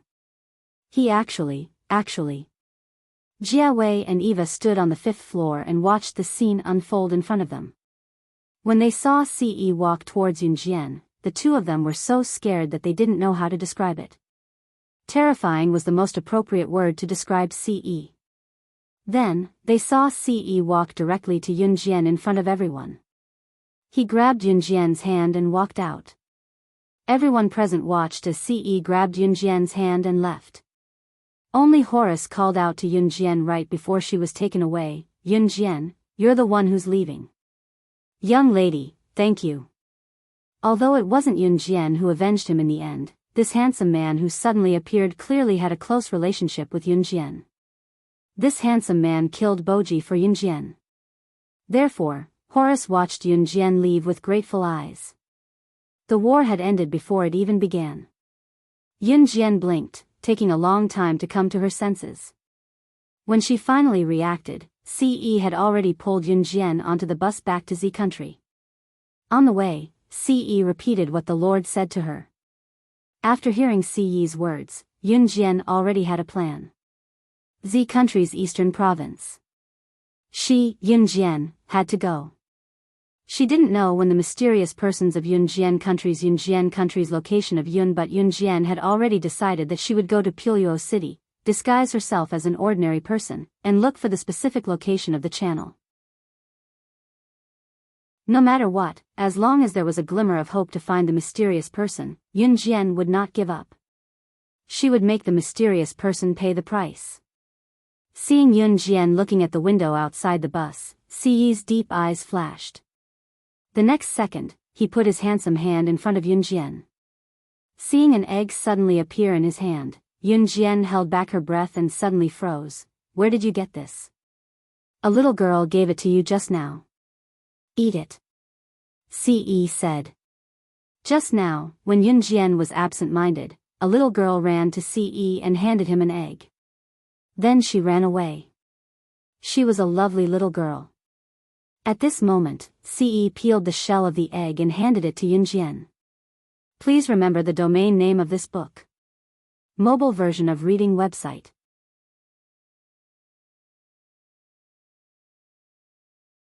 Chapter 2304. Page 1/1. There seemed to be a surge of heat in her abdomen that connected her throat to her stomach, pushing the food she had swallowed back from her abdomen. Yunjian had rarely noticed something like this. When the nausea hit her, she bent down almost reflexively to retch. It felt like something was about to come out from her abdomen, but nothing came out when she bent down to retch. Ce's eyes narrowed at the sight before he placed his hand on Yunjian's back as fast as he could and gave her a light pat, his brows knitted together as he spoke. His brows were furrowed as he asked, "Xiao Jian, what's wrong?" It was only after he was sure that the egg was fine that Ce peeled it for Yunjian. Of course, Ce would not make such a low-level mistake. When the nausea passed, Yunjian stuffed the egg back into Ce's hand with a frown and pressed her lips together. "I don't feel like eating meat recently. It's probably a stomachache. I'll be fine in 2 days." After Yunjian said that, Ce placed his hand on Yunjian's forehead with a frown to check Yunjian's temperature. After making sure that she did not have a fever, Ce retracted his hand and said sternly, "Come to the hospital with me when we get home." Ce's heart ached when he saw her retching. "Okay." Yunjian nodded. It was only in front of him that she could let go of all her toughness and just be a woman who was protected by him.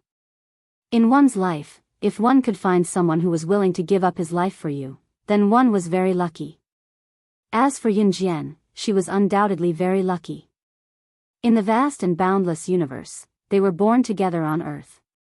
They met and got to know each other among the more than 6 billion people on Earth. How much luck did it take for her to meet such a perfect person who was willing to give up his life for her? Ce kept his arm around Yunjian's shoulder throughout the journey, letting Yunjian fall asleep on his shoulder. When they returned to Longmen City, Ce brought Yunjian to the People's Hospital in Longmen City. In this era, mobile phones were not widely available yet, and it was even more impossible to register with a mobile phone. A city's People's Hospital was the best hospital in the entire city, so there were many people waiting in line all day to register manually at the People's Hospital. Before it was Yunjian's turn, Ce dragged her to the hospital for a walk. There were patients everywhere near the hospital. There were elderly people who were pushing wheelchairs outside the hospital to bask in the sun. There were also patients who had manually taken out registration numbers and were waiting to register like Yunjian and Ce. Although Yunjian was also a doctor, her expertise was limited to dealing with serious injuries.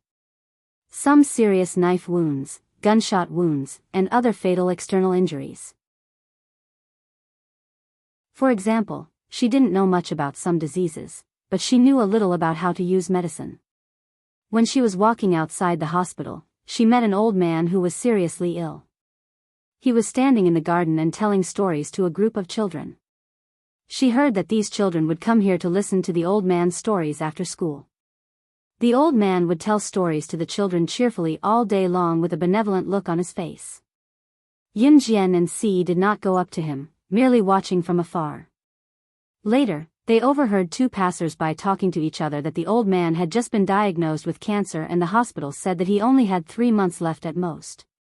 The old man used to be a teacher and used his pension to help many poor children after he retired. Now that the old man was sick, these children would walk for 2 to 3 hours from the town to the hospital every day just to listen to the old man's stories and accompany him on his final journey. Looking at the old man laughing with the children from afar, outsiders would not be able to tell that the old man was sick at all. Yunjian's lips curled into a red smile. After waiting for half an hour, it was Yunjian's turn to see the doctor. There were not many patients in the hospital who were admitted to this department, so she did not have to wait too long. The female doctor scanned Yunjian's body again and again with the equipment, examining her for a while.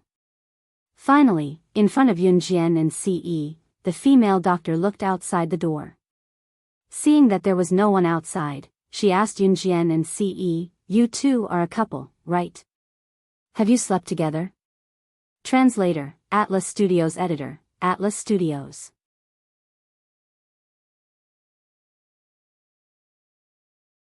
Chapter 2305. The female doctor was about 25 or 26 years old. When she asked this question, a trace of redness flashed across her face. It was obvious that the female doctor did not have the experience of asking this question. As a doctor who treated patients, this female doctor had actually just graduated from university not long ago. Doctors weren't like nurses. Doctors spent a lot more time in university than nurses. Some people only needed to study for 4 years in university, but some doctors spent more time in university than the average university student. After all, as a doctor, it was not a joke if they accidentally caused a death. Therefore, they naturally studied more than some university students. This also caused this female doctor to only work in the hospital for about a year even though she was already 25 or 26 years old. Therefore, whenever the female doctor needed to ask about some more private topics so that she could prescribe the right medicine, she would feel somewhat shy and unable to say it. Suddenly being asked this question, Yunjian was also stunned. However, before she could recover from her shock, Ce shamelessly grabbed Yunjian's hand and said without hesitation, "Of course." When she said these 2 words, Yunjian could even hear a trace of pride in Ce's voice. Ahem. When these words came out, even the female doctor coughed a little awkwardly to try and alleviate the awkward atmosphere. After coughing twice, the female doctor rubbed her forehead and said, "Today, you two have been sleeping together. Recently, you two, don't sleep together too much.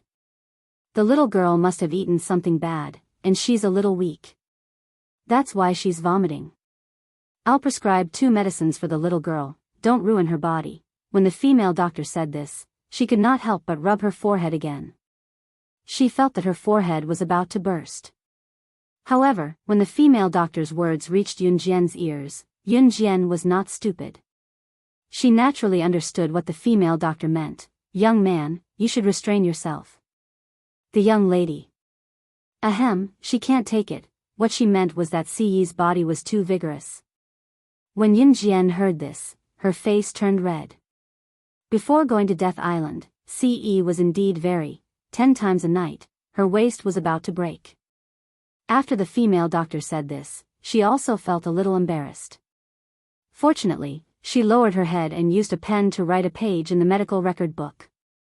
It was a very messy handwriting that outsiders could not understand. After she finished writing, the female doctor handed the medical record to Yunjian and Ce. She coughed and said, "All right, go and get the medicine. You should restrain yourself for the next month. The little girl is still developing." Yunjian pursed her lips slightly. She took the medical record from the female doctor and left with Ce.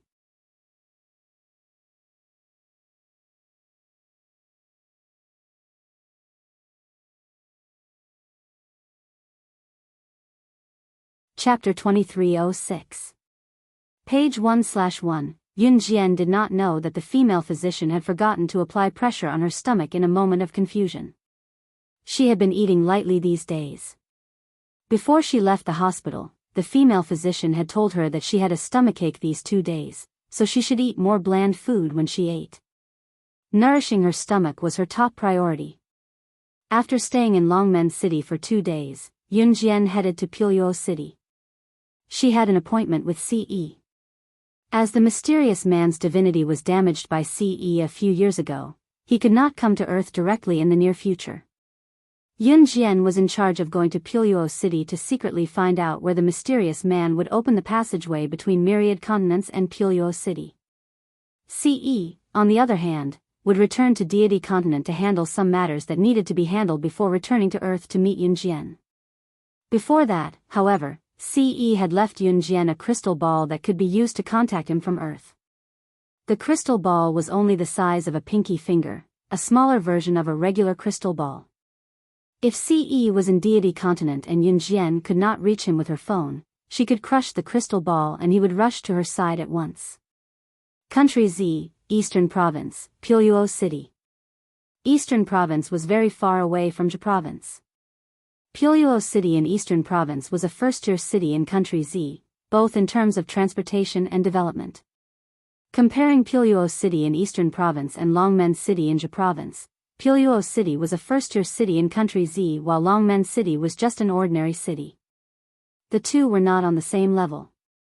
For example, people in Biyao City usually had a monthly income of 6,000 to 7,000 yuan while people in Longmen City only had a monthly income of 1,000 to 2,000 yuan. This was the difference. The difference between a first-tier city and an ordinary city. Of course, the higher monthly income in Biyao City meant that the amount of money spent was also higher than Longmen City. And in a big place like Biyao City, there was no shortage of rich people.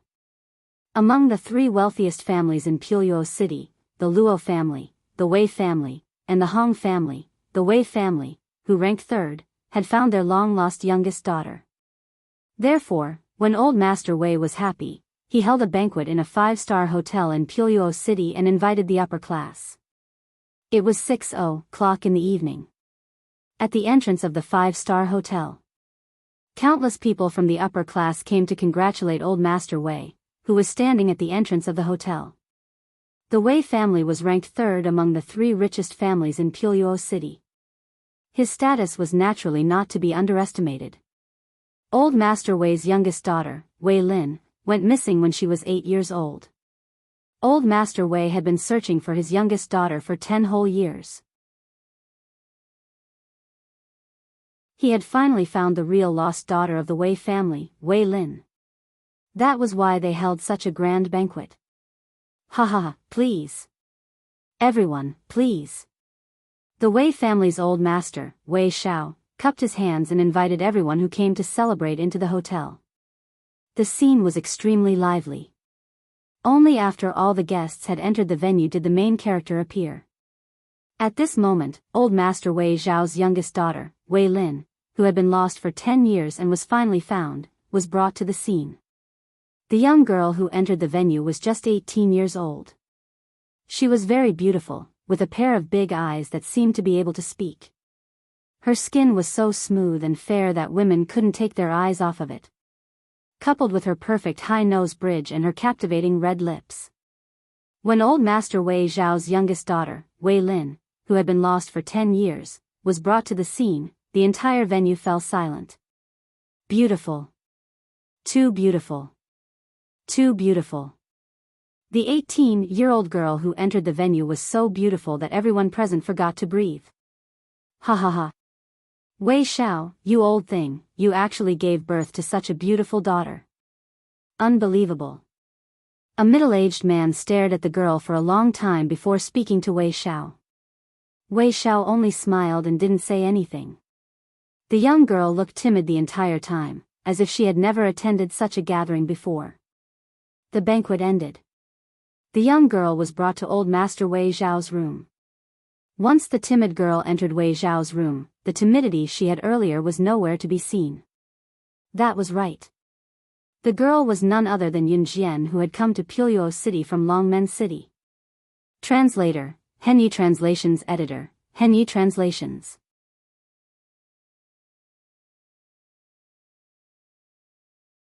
Chapter 2307.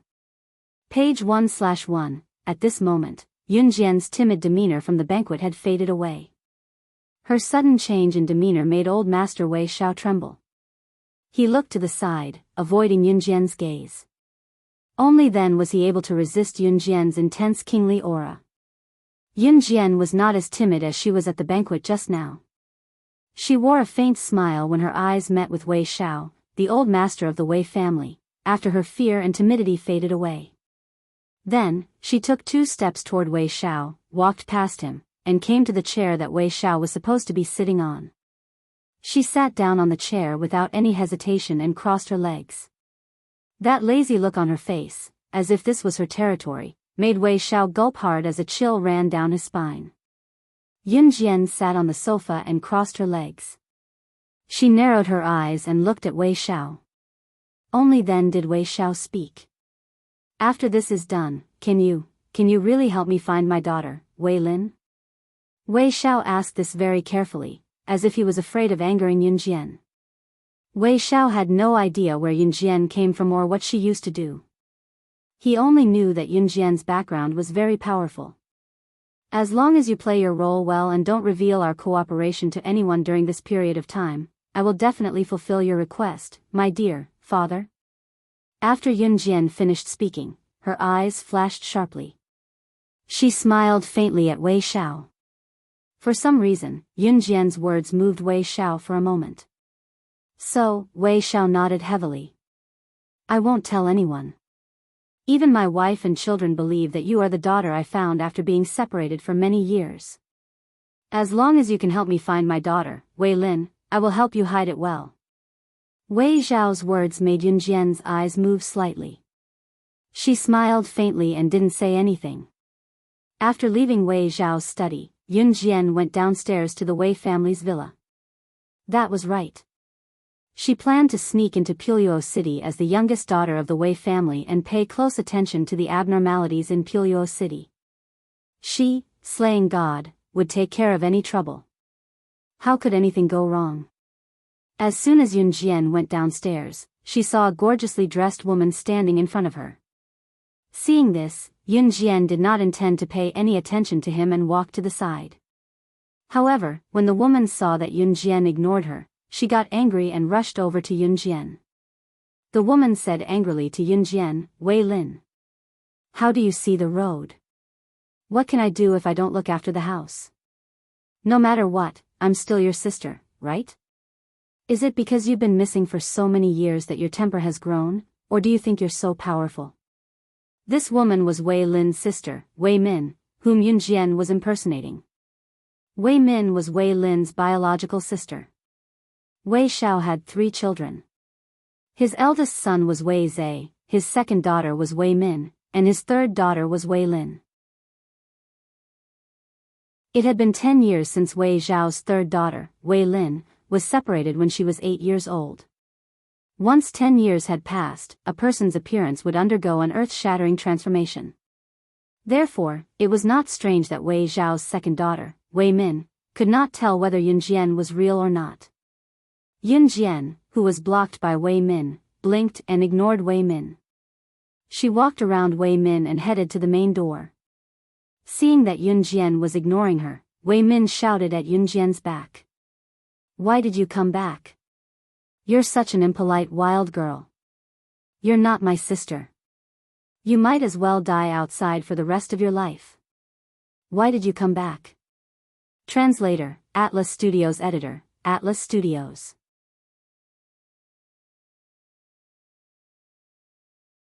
Chapter 2308. Watching Yun Jian walk out of the Wei residence, Wei Min clenched her fists angrily. Her hands trembled as she clenched them, looking like she could not wait to dash forward and tear Yun Jian to shreds on the spot. Seeing Yun Jian ignore her and leave the Wei residence, Wei Min cursed in her heart. Why would you come back? When you were born, you took away my brother's love for me, and my parents' love for me. Why did you come back now? Was it because I didn't throw you far enough back then? I actually gave you a chance to find your way home. However, before Wei Min could finish her thought, her brother Wei Zai's voice came from behind her. Sister, why are you standing here? Wei Min's looks were average, but her figure was okay. Their father, Wei Xiao, was short and average-looking. Wei Min inherited her father's looks, so she wasn't considered good-looking. However, Wei Min knew how to put on makeup, so she covered most of her ugly face. Wei Min's brother, Wei Zai, was very handsome. Wei Min didn't know who inherited his looks, but Wei Zai was the most popular guy in the university. Brother. It's Wei Lin.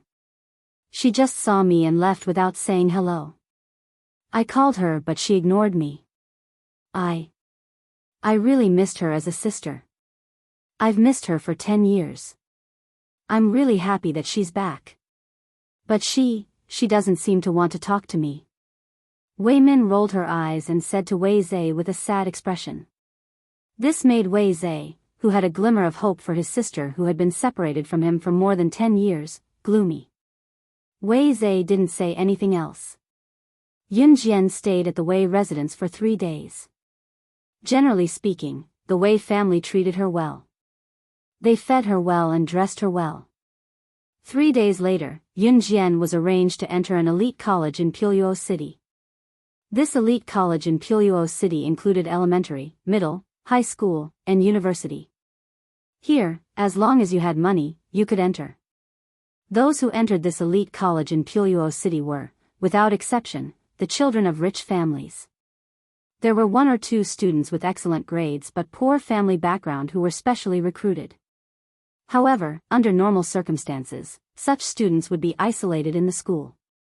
On this day, the weather was very clear. The sun was high up in the sky, and the morning air gave people a very fresh and comfortable feeling. Yun Jian carries a backpack and goes to the aristocratic school called the Imperial College. At the gate of the Imperial College, the cars that drove the children to and from school were all high-end sports cars, limited edition supercars. Yun Jian jogged directly from the Wei family to the school. Therefore, when they arrived at the school gate, Yun Jian, who did not have a luxury car to pick her up, became a special case that attracted a lot of attention. Yun Jian did not mind. After entering the school as per normal and reporting to the class, they were free to study. The University of the Royal Emperor Academy was similar to an ordinary high school. The students in the university sat in the same classroom and studied from morning to night. However, compared to ordinary high schools, the university students here were all children of rich families. Therefore, during class, the students either slept or played with their phones. Although the university at the Imperial College was different from other universities, and Gu Nianji studied in a normal high school, it was much more comfortable here than in other universities. Other than having to attend classes from morning to night like an ordinary high school student, you could do whatever you wanted here. Even if you skipped class, the teacher would not dare to say no. After Yun Jian entered the school, she briefly introduced herself to her classmates, but no one paid attention to her. At that time, Yun Jian was arranged to sit at the back of the classroom. The students in the classroom were all rich second-generation heirs. In 2003, mobile phones began to officially enter the Z country market. At this time, games such as the gluttonous snake on mobile phones began to become popular, and many people who had mobile phones played them happily. The students in the classroom were either playing with their mobile phones, sleeping, or playing games. It was a typical upper-class life. Yun Jian's classmate was a male classmate. At this time, the male classmate was playing with his mobile phone in distress and muttering to himself. He did not see Yun Jian at all. F***ck. This damn thing is broken again. I'll get my dad to throw you to the recycling plant later. Who told you to break it? The male classmate fiddled with the phone's power button, but it did not ring for a long time. When Yunjian saw this, her eyes narrowed slightly. In the next second, she said, "Give me the phone." Suddenly, the male classmate heard Yunjian's words and raised his head to look at Yunjian for 2 seconds. Then, he said in a daze, "You know how to fix it?" "Yes." A simple word sounded. The male classmate was not pretentious. He threw the phone to Yunjian. However, he saw Yunjian pick up a black pen and take apart all the parts of the male classmate's mobile phone. Seeing this, the male classmate was stunned for a moment before he said loudly, Hey, you broke my phone. What should I do?" "Don't be noisy." These 2 simple words, but enough to suppress the male classmate, came from Yunjian's mouth. Hearing this, the male classmate's heart skipped a beat, and he did not say anything. At that time, the male classmate saw Yunjian take apart the mobile phone, reassemble it, and then put all the parts back into the phone. Her speed was so fast that it was as if she knew the internal parts of the mobile phone very well. Please remember the domain name of this book. Mobile reading website.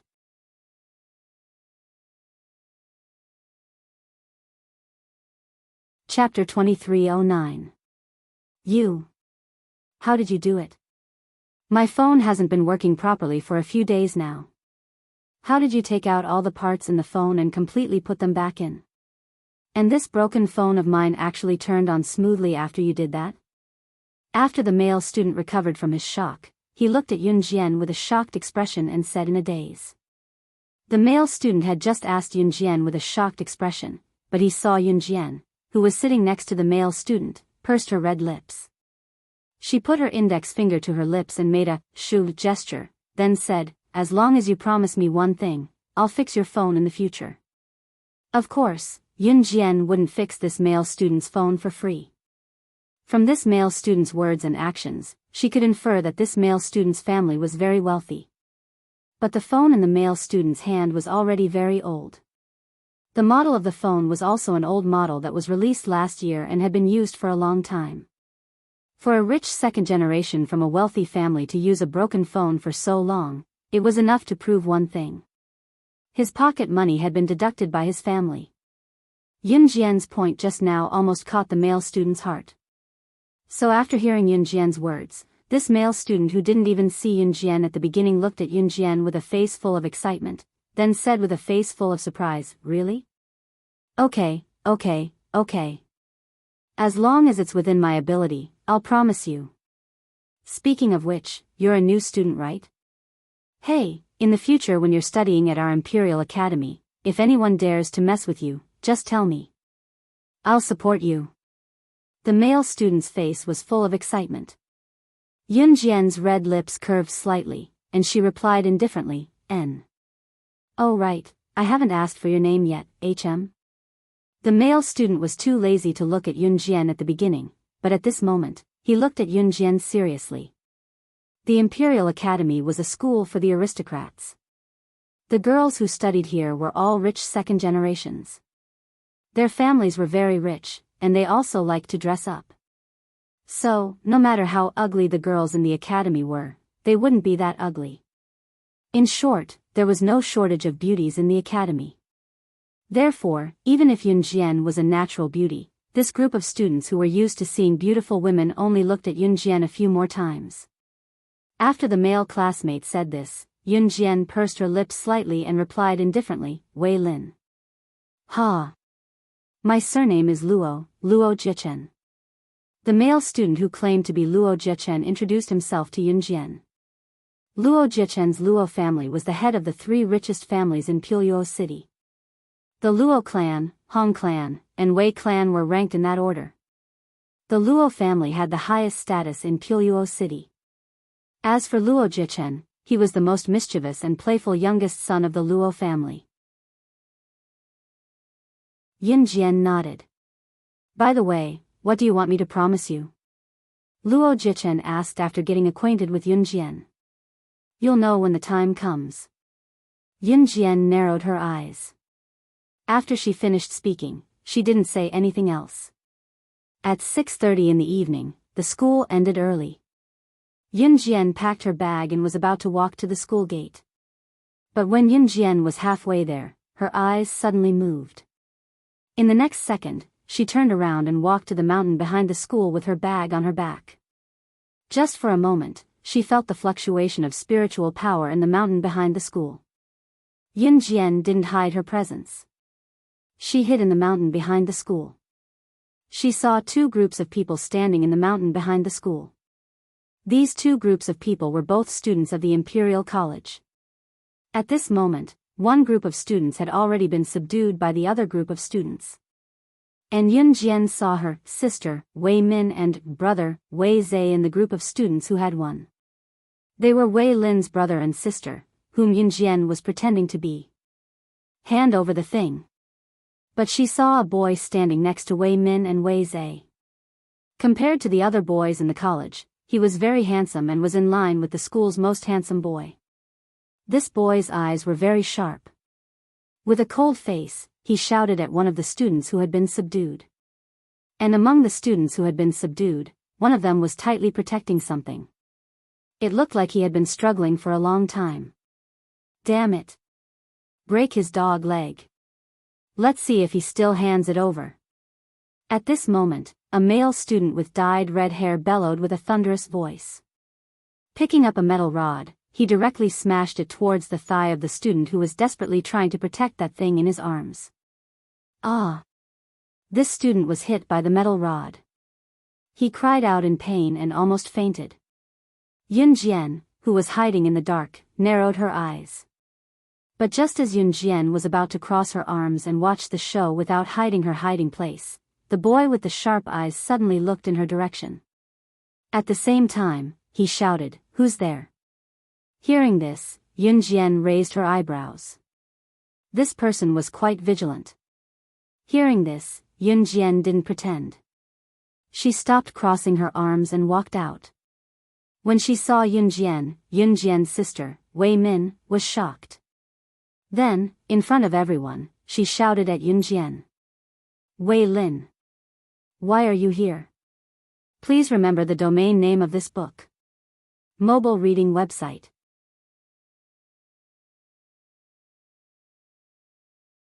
Chapter 2310.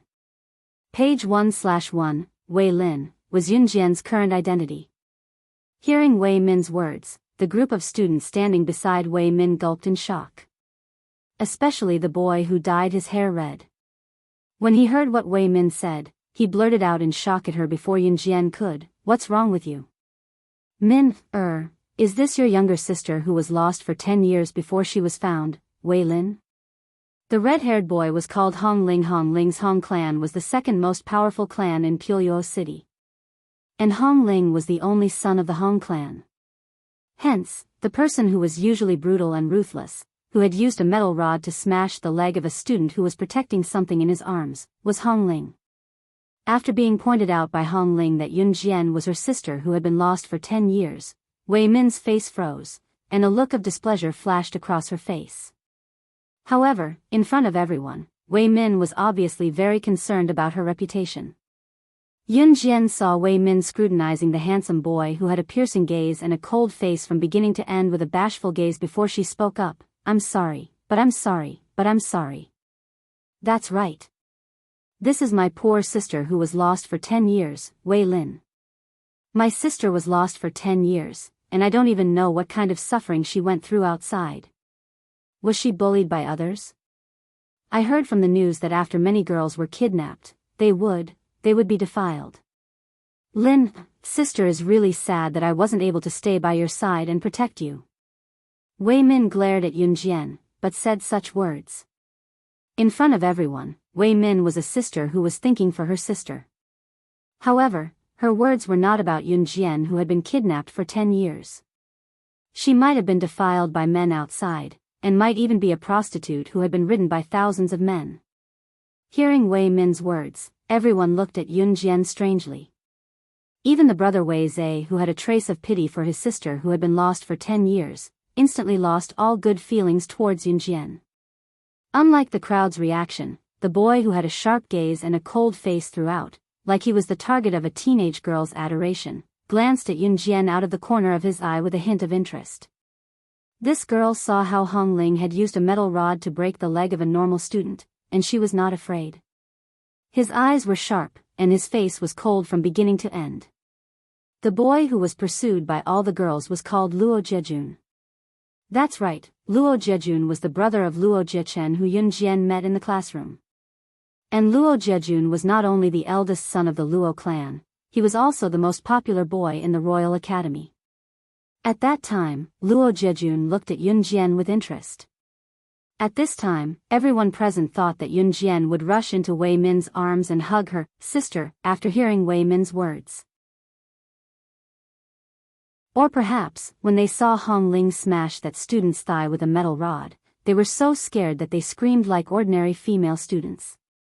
Everyone only saw Yun Jian walking towards the student whose leg had been broken. If a normal girl saw such a dark scene, she would definitely scream in fear. When the others saw Yun Jian walking toward the student whose leg was crippled, they thought that Yun Jian was going to feel sorry for the student like a normal girl who would even feel sorry for an ant that was trampled to death. However, they saw Yun Jian walk over without a word and step on the student's leg that had been broken by the metal rod. Injury on top of injury. The student screamed in pain after being stepped on by Yun Jian, and the item in his hand was thrown out. Yun Jian successfully caught the item thrown out by the student. Then, in front of Luo Jiejun, Hong Ling, Wei Zhe, Wei Min, and the rest who were all dumbfounded, she expressionlessly said to the student whose leg had been broken, "I'll take your item." Translator, Henyi Translations Editor, Henyi Translations.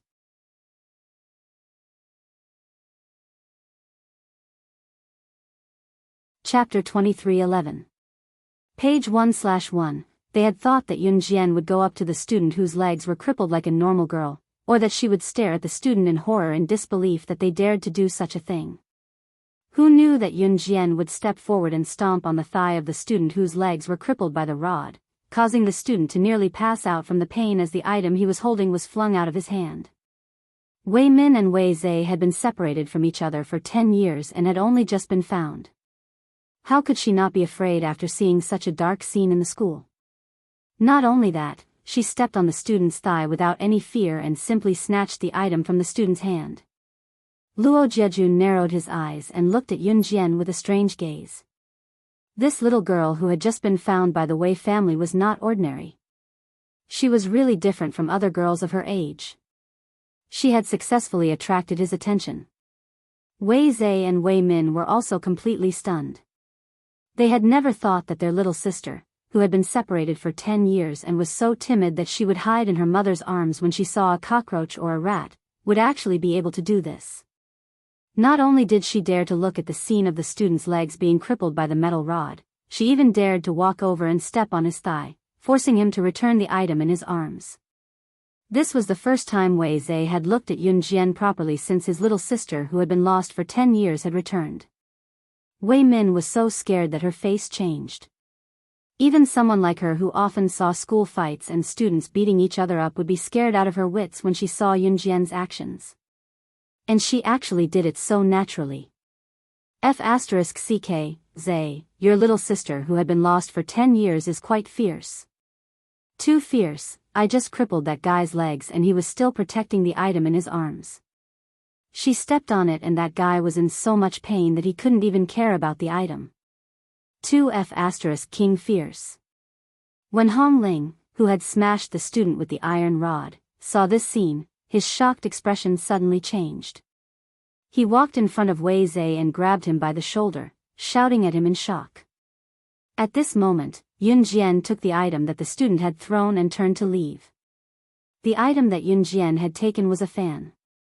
But it was different from normal fans. There was a layer of faint spiritual energy on the surface of this fan. Regardless of whether the fan came from Wandao continent or not, Yun Jian was certain that it had something to do with Wandao continent. Just as Yun Jian was about to turn and leave, Wei Min's voice continued, Lin, Wait. Wei Min's greeting sounded like she was really welcoming Yun Jian, her biological sister's return. Hearing this, Yunjian's her eyes narrowed and stopped her footsteps. Lin, since you're back, big sister will introduce you to everyone. Wei Min looked at Yunjian with the expression of a loving big sister and said. Students who studied in normal schools had their own circle of friends, not to mention students who studied in this kind of aristocratic school. People with Wei Min's family background and status usually hung out with people of similar family background and status. Moreover, in this kind of aristocratic school, people who usually acted alone wouldn't be able to find friends and would be in a very awkward situation. So when everyone heard Wei Min's words, they all waited for Yunjian to integrate into the group. But who knew that after Yunjian stopped, she turned her head slightly and coldly said something that no one expected in front of everyone, no need. Translator, Atlas Studios Editor, Atlas Studios.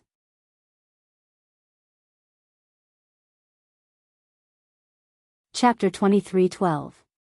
Page 1/1. Yunjian's words spread across the entire hall. Everyone present was startled by the sudden change of events. Even a young girl from an ordinary school was used to hanging out with friends. She had to go to the cafeteria with her friends, go to the bathroom with her friends, and go to PE class with her friends.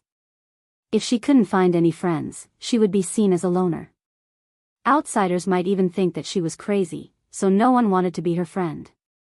Naturally, young girls were the most afraid of being looked down upon, so they would usually find someone to hang out with them. Even if they didn't have any friends, they had to blend in with the group.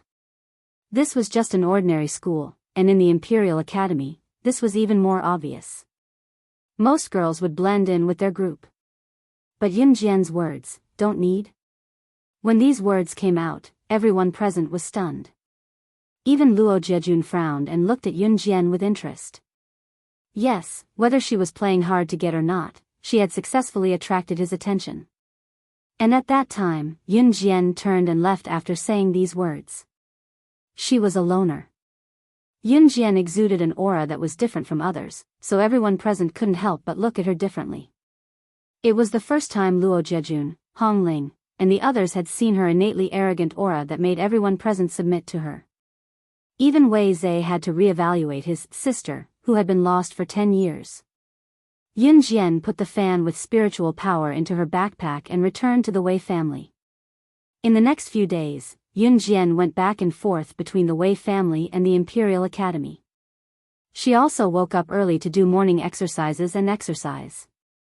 She didn't fall behind in any of them. Ever since that day, Luo Jichen was no longer afraid of breaking his phone. And ever since that day, Luo Jichen also followed Yunjian. Even when going to the cafeteria, Luo Jichen had to go with Yunjian. As the young master of the Luo family, Luo Jichen's status in the Imperial College was not ordinary. Although Luo Jichen was slightly inferior to his brother Luo Jejun in terms of excellence and appearance, Luo Jichen was still the young master of the Luo family, and his appearance was not bad. Luo Jichen was also considered the most handsome man in the Imperial College and was sought after by countless girls. Therefore, when they saw Luo Jichen chasing after Yunjian every day, all the girls thought that Luo Jichen had fallen in love with this new female classmate. Therefore, these days, no one treated Yunjian nicely. At this moment, Yunjian was sitting at a table in the cafeteria. Luo Jichen stood beside Yunjian like a servant. He asked Yunjian what she wanted to eat and he would help her get it. Whatever. Yunjian was not a picky eater. After all, Luo Jichen was a boy and Yunjian was a girl. Outsiders thought that Luo Jichen helped Yunjian line up for a big lunch box every day because he had fallen in love with Yunjian. But no one knew that Luo Jichen was afraid that his family would deduct his pocket money. If his phone broke, he would have no money to fix it. He would be bored in class, so he tried his best to please Yunjian. Okay. Sit down, I'll help you get the lunchbox right away. After hearing what Yunjian said, Luo Jichen immediately ran to line up for the lunchbox. Wait. Yunjian stopped him. She paused for a moment before adding, get more sour dishes. In the past, Yunjian was never a picky eater. She had a special favorite dish, but she did not ask for too much. But recently, she had fallen in love with sour vegetables. What was going on? Translator, Henyi Translations Editor, Henyi Translations.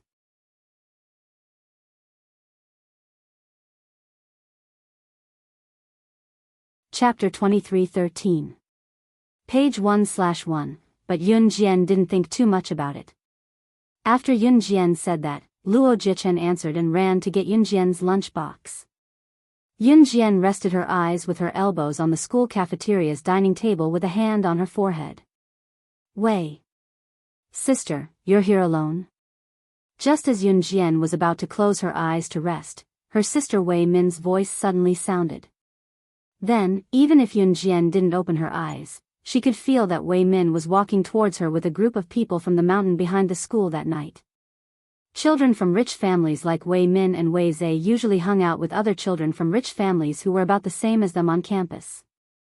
So, it wasn't strange that Wei Min and Wei Zhe were accompanied by Luo Jiejun and Hong Ling. Luo Jiejun could not help being captivated by Yun Jian's charisma when he saw her sitting alone at the canteen table with her elbows on the table and her eyes closed lazily with a hand on her head. He took a few more glances at her. Luo Jiejun was known as the Cold Prince in the Imperial Academy and was called Young Master Jun. He was one of the most popular school hunks in the Imperial Academy. So, when Luo Jiejun looked at Yun Jian a few more times, the surrounding girls looked at Yun Jian with resentment. Back then, Wei Min, who was Yun Jian's biological sister by name, had wanted to call her Wei Lin, but she forced herself to call her younger sister, instead of calling her by her full name in an unfriendly manner. Seeing the boy she admired, Luo Jiejun, look at Yun Jian a few more times, Wei Min used her thumb to dig into the flesh of her hand. Because she used too much force, her knuckles turned white. In spite of it, Wei Min still flashed a kind smile at her in front of everyone. Hearing Wei Min's voice, Yun Jian only opened her eyes and glanced at Wei Min before closing them again. Wei Lin. Min is calling you. Even if you were separated for 10 years and only found recently, Min is still your sister. No matter what, Min is greeting you, you should at least respond. Seeing Yun Jian glance at Wei Min and close her eyes again, as Yun Jian's brother in name, Wei Zhe couldn't help but yell at Yun Jian. Wei Zhe originally still had some hope for his sister who had just been found. However, Wei Min had badmouthed Yun Jian in front of Wei Zhe more than once, causing Wei Zhe's good impression of Yun Jian. Especially after Yun Jian returned to the Wei family, Wei Xiao, the biological father of the trio, and his wife, who was also Wei Min and Wei Zhe's mother, had given all their love and affection to their youngest daughter, Yun Jian, who had just been found. It was also why Wei Zhe was estranged from Yun Jian. Brother, it's not my fault. I was just found recently, so it's normal that I'm not used to it. After all, I suffered a lot outside, Wei Min spoke up quickly at Wei Zhe's words. Her innocent look would make those who did not know the situation think that Yun Jian was the one who bullied her. Hearing this, Wei Zhe's dissatisfaction with Yun Jian increased. He frowned and paced 2 rounds on the spot before suddenly speaking to Yun Jian in the tone of a brother lecturing his sister. What's wrong with you? There's been a rumor in school recently that you were found after being separated for 10 years and that you're riding on the coattails of the Luo family's young master, Luo Jichen? Take it easy in the future. Since you're back in the Wei family, you're the face of the Wei family. Don't do anything embarrassing for the Wei family. There had been a rumor in school recently that Yun Jian was riding on the coattails of the Luo family's young master, Luo Jichen. She was just short of doing something disgusting with her body. Obviously, Wei Zhe believed these rumors. Hearing Wei Zhe's words, Yun Jian's eyelids twitched, but she didn't say anything. Seeing this, Wei Zhe thought that Yun Jian had silently admitted to it. Wei Zhe was so angry that he thought his long-lost sister had really abandoned herself and was about to reprimand her again. The young master of the Luo family, Luo Jichen, who was rumored to be riding on Yun Jian's coattails, was stumbling over with 2 bowls of lunchboxes. Make way, make way. Make way for me. Luo Jichen said as he ran over. It wasn't until Luo Jichen placed one of the 2 lunchboxes in front of Yun Jian that Wei Min, Wei Zhe, Luo Jiejun, and the others saw Luo Jichen looking at Yun Jian with a fawning expression. He smiled and said, "Madam, I've prepared your lunchbox. Try it and see if it's to your liking. If it's not to your liking, I'll get another one for you." Translator, Henyi Translations Editor, Henyi Translations.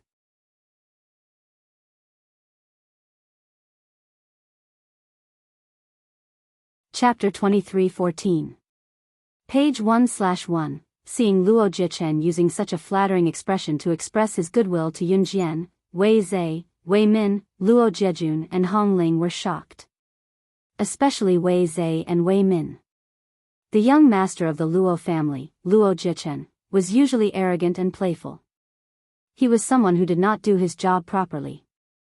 Moreover, Luo Jichen was completely different from Wei Zhe and Wei Min. Luo Jichen walked the unorthodox path.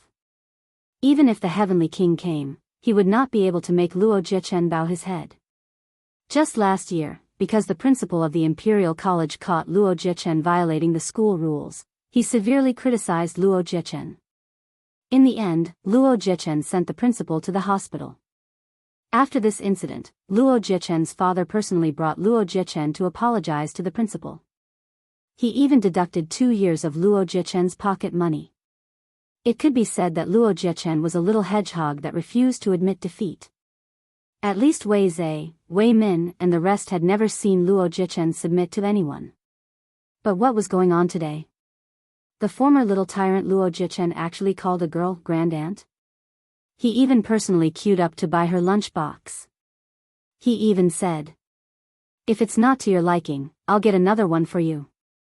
Wei Zhe, Wei Min and the rest were stunned. Putting aside the fact that the rumor that Yun Jian was riding on the coattails of the Luo family's young master was not true, based on the current situation, it was the young master of the Luo family, Luo Jichen, trying to curry favor with Yun Jian. Wei Zhe's expression changed when he saw this. At this time, Luo Jichen also noticed Wei Zhe and the people standing around him. When he saw his big brother Luo Jiejun, Luo Jichen was stunned. He then looked at Luo Jiejun in a daze and said weakly, "Big brother, Jichen, what are you doing?" Luo Jiejun shouted at Luo Jichen. "No, I'm just getting a lunchbox for my grandaunt." Luo Jichen was most afraid of his big brother. Now that Luo Jiejun shouted at him, his body trembled and he quickly said, "Grandaunt?" Hearing his younger brother address Yun Jian in such a manner, Luo Jiejun turned to look at Yun Jian with interest. A trace of interest appeared on his handsome face, which was enough to charm thousands of girls in the campus. "Hey! That's right. This is my family's great aunt. She was amazing. He will fix my phone." Luo Jichen answered his brother's question without reservation. No one was surprised to hear that Yun Jian knew how to repair her phone. After all, in everyone's eyes, Yun Jian was the youngest daughter of the Wei family who had been lost for 10 years. Perhaps she had done the hard work of repairing mobile phones outside? While they were chattering, Yun Jian put down her lunchbox, stood up, and walked out of the cafeteria. My great aunt, you finished eating so quickly. Wait for me." Seeing this, Luo Jichen couldn't care less about the others. He quickly took a few mouthfuls of his lunchbox and chased after Yun Jian. Luo Jiejun, who was standing in the same spot, saw this and narrowed his eyes. He stared at Yun Jian's departing footsteps with his sharp eyes and raised his eyebrows. Playing hard to get? She had indeed succeeded in attracting his attention. Today's class ended early because it was Friday. School ended at 3 in the afternoon. Yun Jian carried her backpack and left the school. After leaving the school, Yun Jian went straight to the market. There was an old man in his 50s who set up a stall in the market. The pickled vegetables he sold were especially delicious. For the past few days, she came back every day to buy the pickled vegetables. Seeing that Yun Jian had come again, the old man smiled and gave Yun Jian an appropriate amount of pickled vegetables. He even secretly gave Yun Jian an extra handful of pickled vegetables. When he handed the pickled vegetables to Yun Jian, he said with a smile, "Spicy and spicy, spicy and spicy." This little girl likes to eat sour food so much.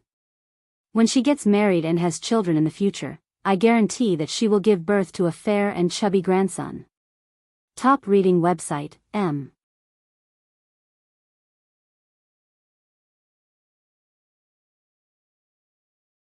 Chapter 23:15. Yun Jian's expression didn't change at all when she heard the old man's words, but she blushed slightly. Yun Jian's heart warmed at the thought that she and Ce would have children in the future. Yun Jian didn't respond to the old man's words. She just nodded at him and turned to leave the market. After returning to the Wei family, Yun Jian handed the pickled vegetables to the Wei family servants. Then, she went upstairs to her room. Yun Jian placed her school bag on the desk in her room and took out a few throwing knives, 2 butterfly knives, and a silver Desert Eagle pistol. After hiding everything under her bed, she changed into casual sportswear and went downstairs. Exercise before meals was also essential. However, the sportswear Yun Jian changed into was a tight-fitting, short-sleeved sportswear that exposed her navel. She also wore a pair of black shorts. This set of sportswear completely exposed her perfect curves. It was inconvenient to wear thick clothes when exercising. Although it was winter now, the whole country was cold, especially in the north. People who were closer to the north were so cold that they were almost curled up into a ball. However, Biyao city was located very close to the south of country Z. The climate was comfortable. Even in winter, the coldest time in Biyao city was at most the temperature of autumn in other regions. It wasn't considered cold. Therefore, even if Yun Jian went out to exercise in the middle of winter, she wouldn't feel too cold. However, it was difficult to hide a weapon in this set of sportswear, so Yun Jian decided to go out without any weapons. She was still a little stunned when she stepped out of the door. Because it had rained that morning, the streets were still wet. There was no sun for the whole day, so the accumulated water on the streets hadn't receded. Yun Jian jogged out of the house. She ran around a park near the neighborhood and a rather large lake beside the park before going home. Unexpectedly, she coincidentally bumped into Wei Min and the others on the way home. Wei Min, Wei Zhe, Luo Jiejun, and Hong Ling often played together. As a matter of fact, when Yun Jian returned home from school, they went to a nearby arcade to play games for a while before heading home. On the way home, Wei Min suggested that everyone go to Wei Min's house for dinner before disbanding. Everyone agreed with this decision. Luo Jiejun didn't like to go to the Wei family for dinner, but when he thought of the interesting little daughter of the Wei family, he agreed. Unexpectedly, he bumped into Yun Jian, who had just returned home from her night practice. Back in school, Yun Jian was dressed in loose-fitting clothes, so it was impossible to see her proud figure. In spite of it, what was presented in front of everyone was Yun Jian's voluptuous breasts that were wrapped in the tight-fitting sportswear, her slim waist, and her long, slender skin that looked smooth and tender just by looking at it. That golden ratio figure, coupled with perfect curves, made everyone present dumbfounded. By the time they reacted, Yun Jian had already walked past them and walked forward. Lin, you didn't even greet me when you saw me. Wei Min looked at Yun Jian's perfect figure and said with a fake smile. Yun Jian ignored her. Seeing this, both Wei Min and Wei Zhe felt awkward. Just when they thought that Yun Jian wouldn't turn around, Yun Jian suddenly turned around and looked at them. Do you know where in Biyao city there are abnormal occurrences? Please remember the domain name of this book. Mobile reading website.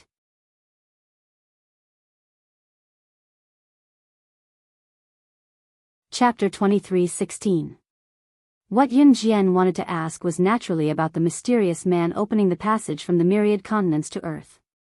Of course, she wouldn't ask directly. So, she asked. Abnormal event? Hearing Yun Jian's words, the people present were slightly stunned. Even Wei Min was stunned. After realizing what she meant, the people present were puzzled. Why do you want to know about abnormal events? You're a young girl, it's better for you to know your place. Hong Ling, who had dyed his hair red, laughed after hearing Yun Jian's words. Hong Ling quite admired Yun Jian. Previously, when he smashed a student's thigh with an iron rod, Yun Jian, as a girl, not only did she not cry or make a fuss, she even went up and directly stepped on the student's injured thigh, and directly took the fan from his hand. This action was indeed admirable. However, at that time, Hong Ling and the others' purpose was not the fan in the student's hand, so the fan in the student's hand was taken away by Yun Jian. You just need to answer my question. After Hong Ling finished speaking, Yun Jian's eyes moved, and the sharp light in her eyes shocked the people present.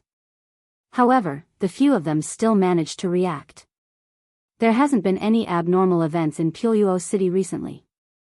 Luo Jiejun looked at Yun Jian with a playful expression and said, Jun, you. Seeing Luo Jiejun show such an expression, Hong Ling was shocked and stunned. After all, Luo Jiejun, who was known as the Cold Prince, never bothered to talk to girls automatically. Seeing Luo Jiejun actually talk to Yun Jian, Wei Min, who had a crush on Luo Jiejun, opened her mouth, closed her mouth, and then clenched her fists. Finally, Wei Min clenched her fists, looked at Yun Jian with a smiling expression, and pretended to be kind and said, Lin, where have you been all these years? What have you done? Lin, don't worry, no matter what you've done, we won't blame you, after all, you didn't have a choice. My heart aches for you, Lin, That's why I want to know what happened to you. Wei Min really touched a sore spot. When the surrounding people heard her words, they naturally thought that she was doting on her younger sister. However, Yun Jian wasn't stupid. She naturally understood the meaning behind Wei Min's words. She probably couldn't wait to hear something bad from him, right? Yun Jian's lips curled into a cold arc, but the moment she did so, her eyes darkened. Be careful. Get down. Luo Jiejun also suddenly reacted to the change in the surrounding atmosphere. He abruptly opened his mouth, and his reprimand sounded almost at the same time. Hearing this, Wei Min, Wei Zhe, and Hong Ling all dodged to the side. That's right, Luo Jiejun, Wei Min, and the others were all martial artists. The three great families of Biyao City were not as simple as they seemed. On the surface, the three great clans were righteous, but in fact, they relied on the underworld to make their fortune. Therefore, the children of the three big families in Biyao City all had the ability to protect themselves. This was something ordinary people didn't have. After everyone took cover, a row of machine guns swept past the place where they were standing just now. Seeing this, even Wei Min and the rest of the martial artists took a deep breath. When Wei Min came back to her senses, she wanted to turn around to look at Yun Jian with a smug expression. She wanted to show off that she and the others were children of the three great clans. Since young, they were different from ordinary students. Unlike her, an ordinary child who was found outside, they grew up with martial arts training. However, she saw that Yun Jian had already dodged the bullets and was standing in a very conspicuous spot. If the group of people suddenly appeared with machine guns, they would be able to shoot at them. Come back. This group of people must be here to assassinate us. You're just an ordinary person. Quickly find a place to hide. Leave this to us. When Luo Jiejun saw this, he frowned deeply and said. He and the others around him all thought that Yun Jian was just an ordinary person. Just when Luo Jiejun and the others thought that Yun Jian was so scared that she didn't dare to move and just happened to dodge the bullets, they saw Yun Jian suddenly smile in front of everyone. Then, in front of Wei Zhe, Wei Min, Luo Jiejun, and Hong Ling, she looked at the group of people with machine guns in front of her and said in an extremely arrogant tone, They're here to kill me. Unfortunately, I didn't bring any weapons today. However, I can only trouble you to lend me your machine guns. Please remember the domain name of this book. Mobile reading website.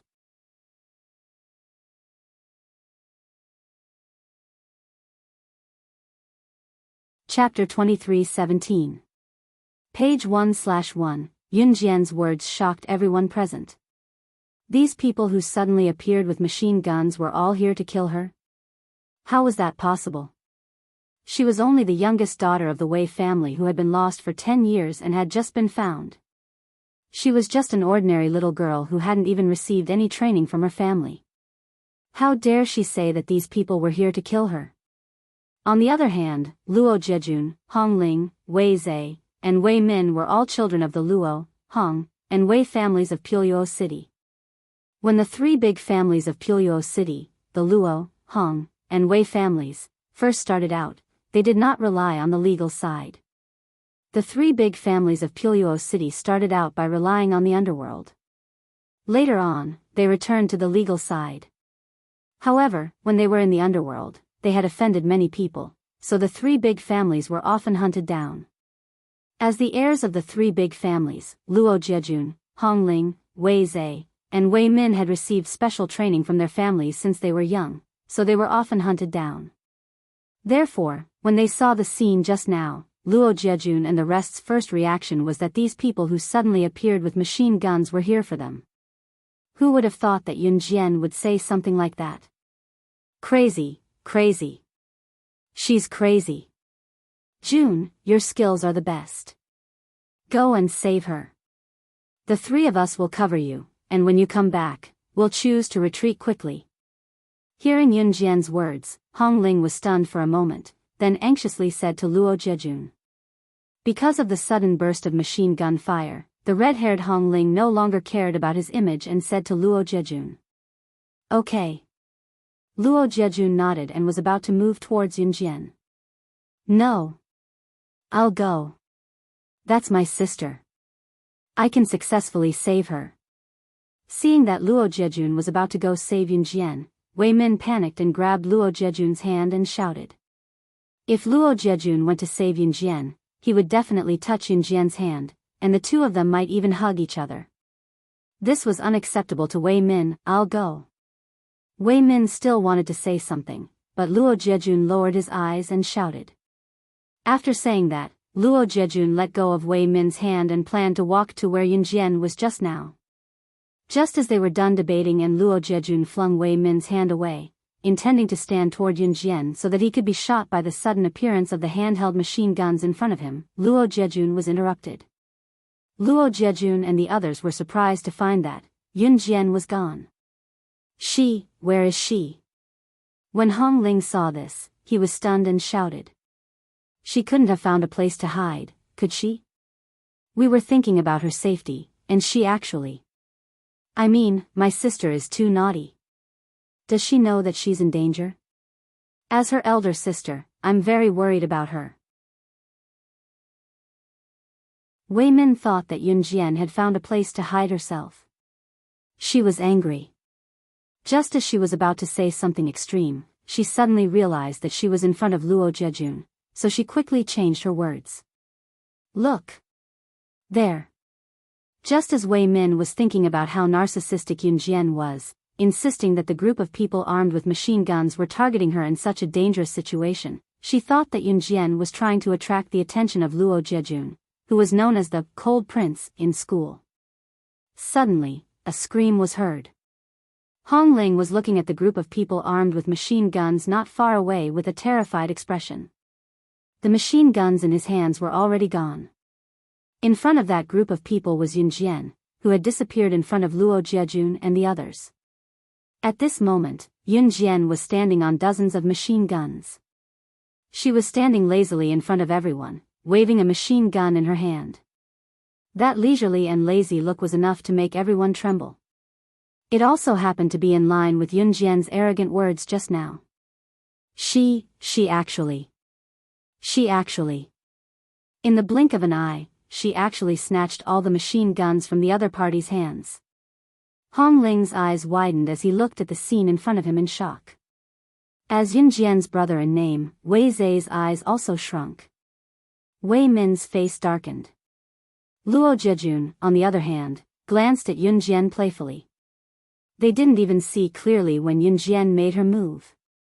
At this moment, they saw Yun Jian stepping on the pile of machine guns with one foot. After twirling the machine gun in her hand nimbly, she pulled the bolt and pointed the machine gun at the group of people in front of her. She sneered and said, "Tell me who sent you to assassinate me, and I'll give you a quick death." Translator, Atlas Studios editor, Atlas Studios. You're tuning in to the Biyao's Wuxia Chronicles YouTube channel. Don't forget to subscribe and join us on this journey to catch the most captivating stories.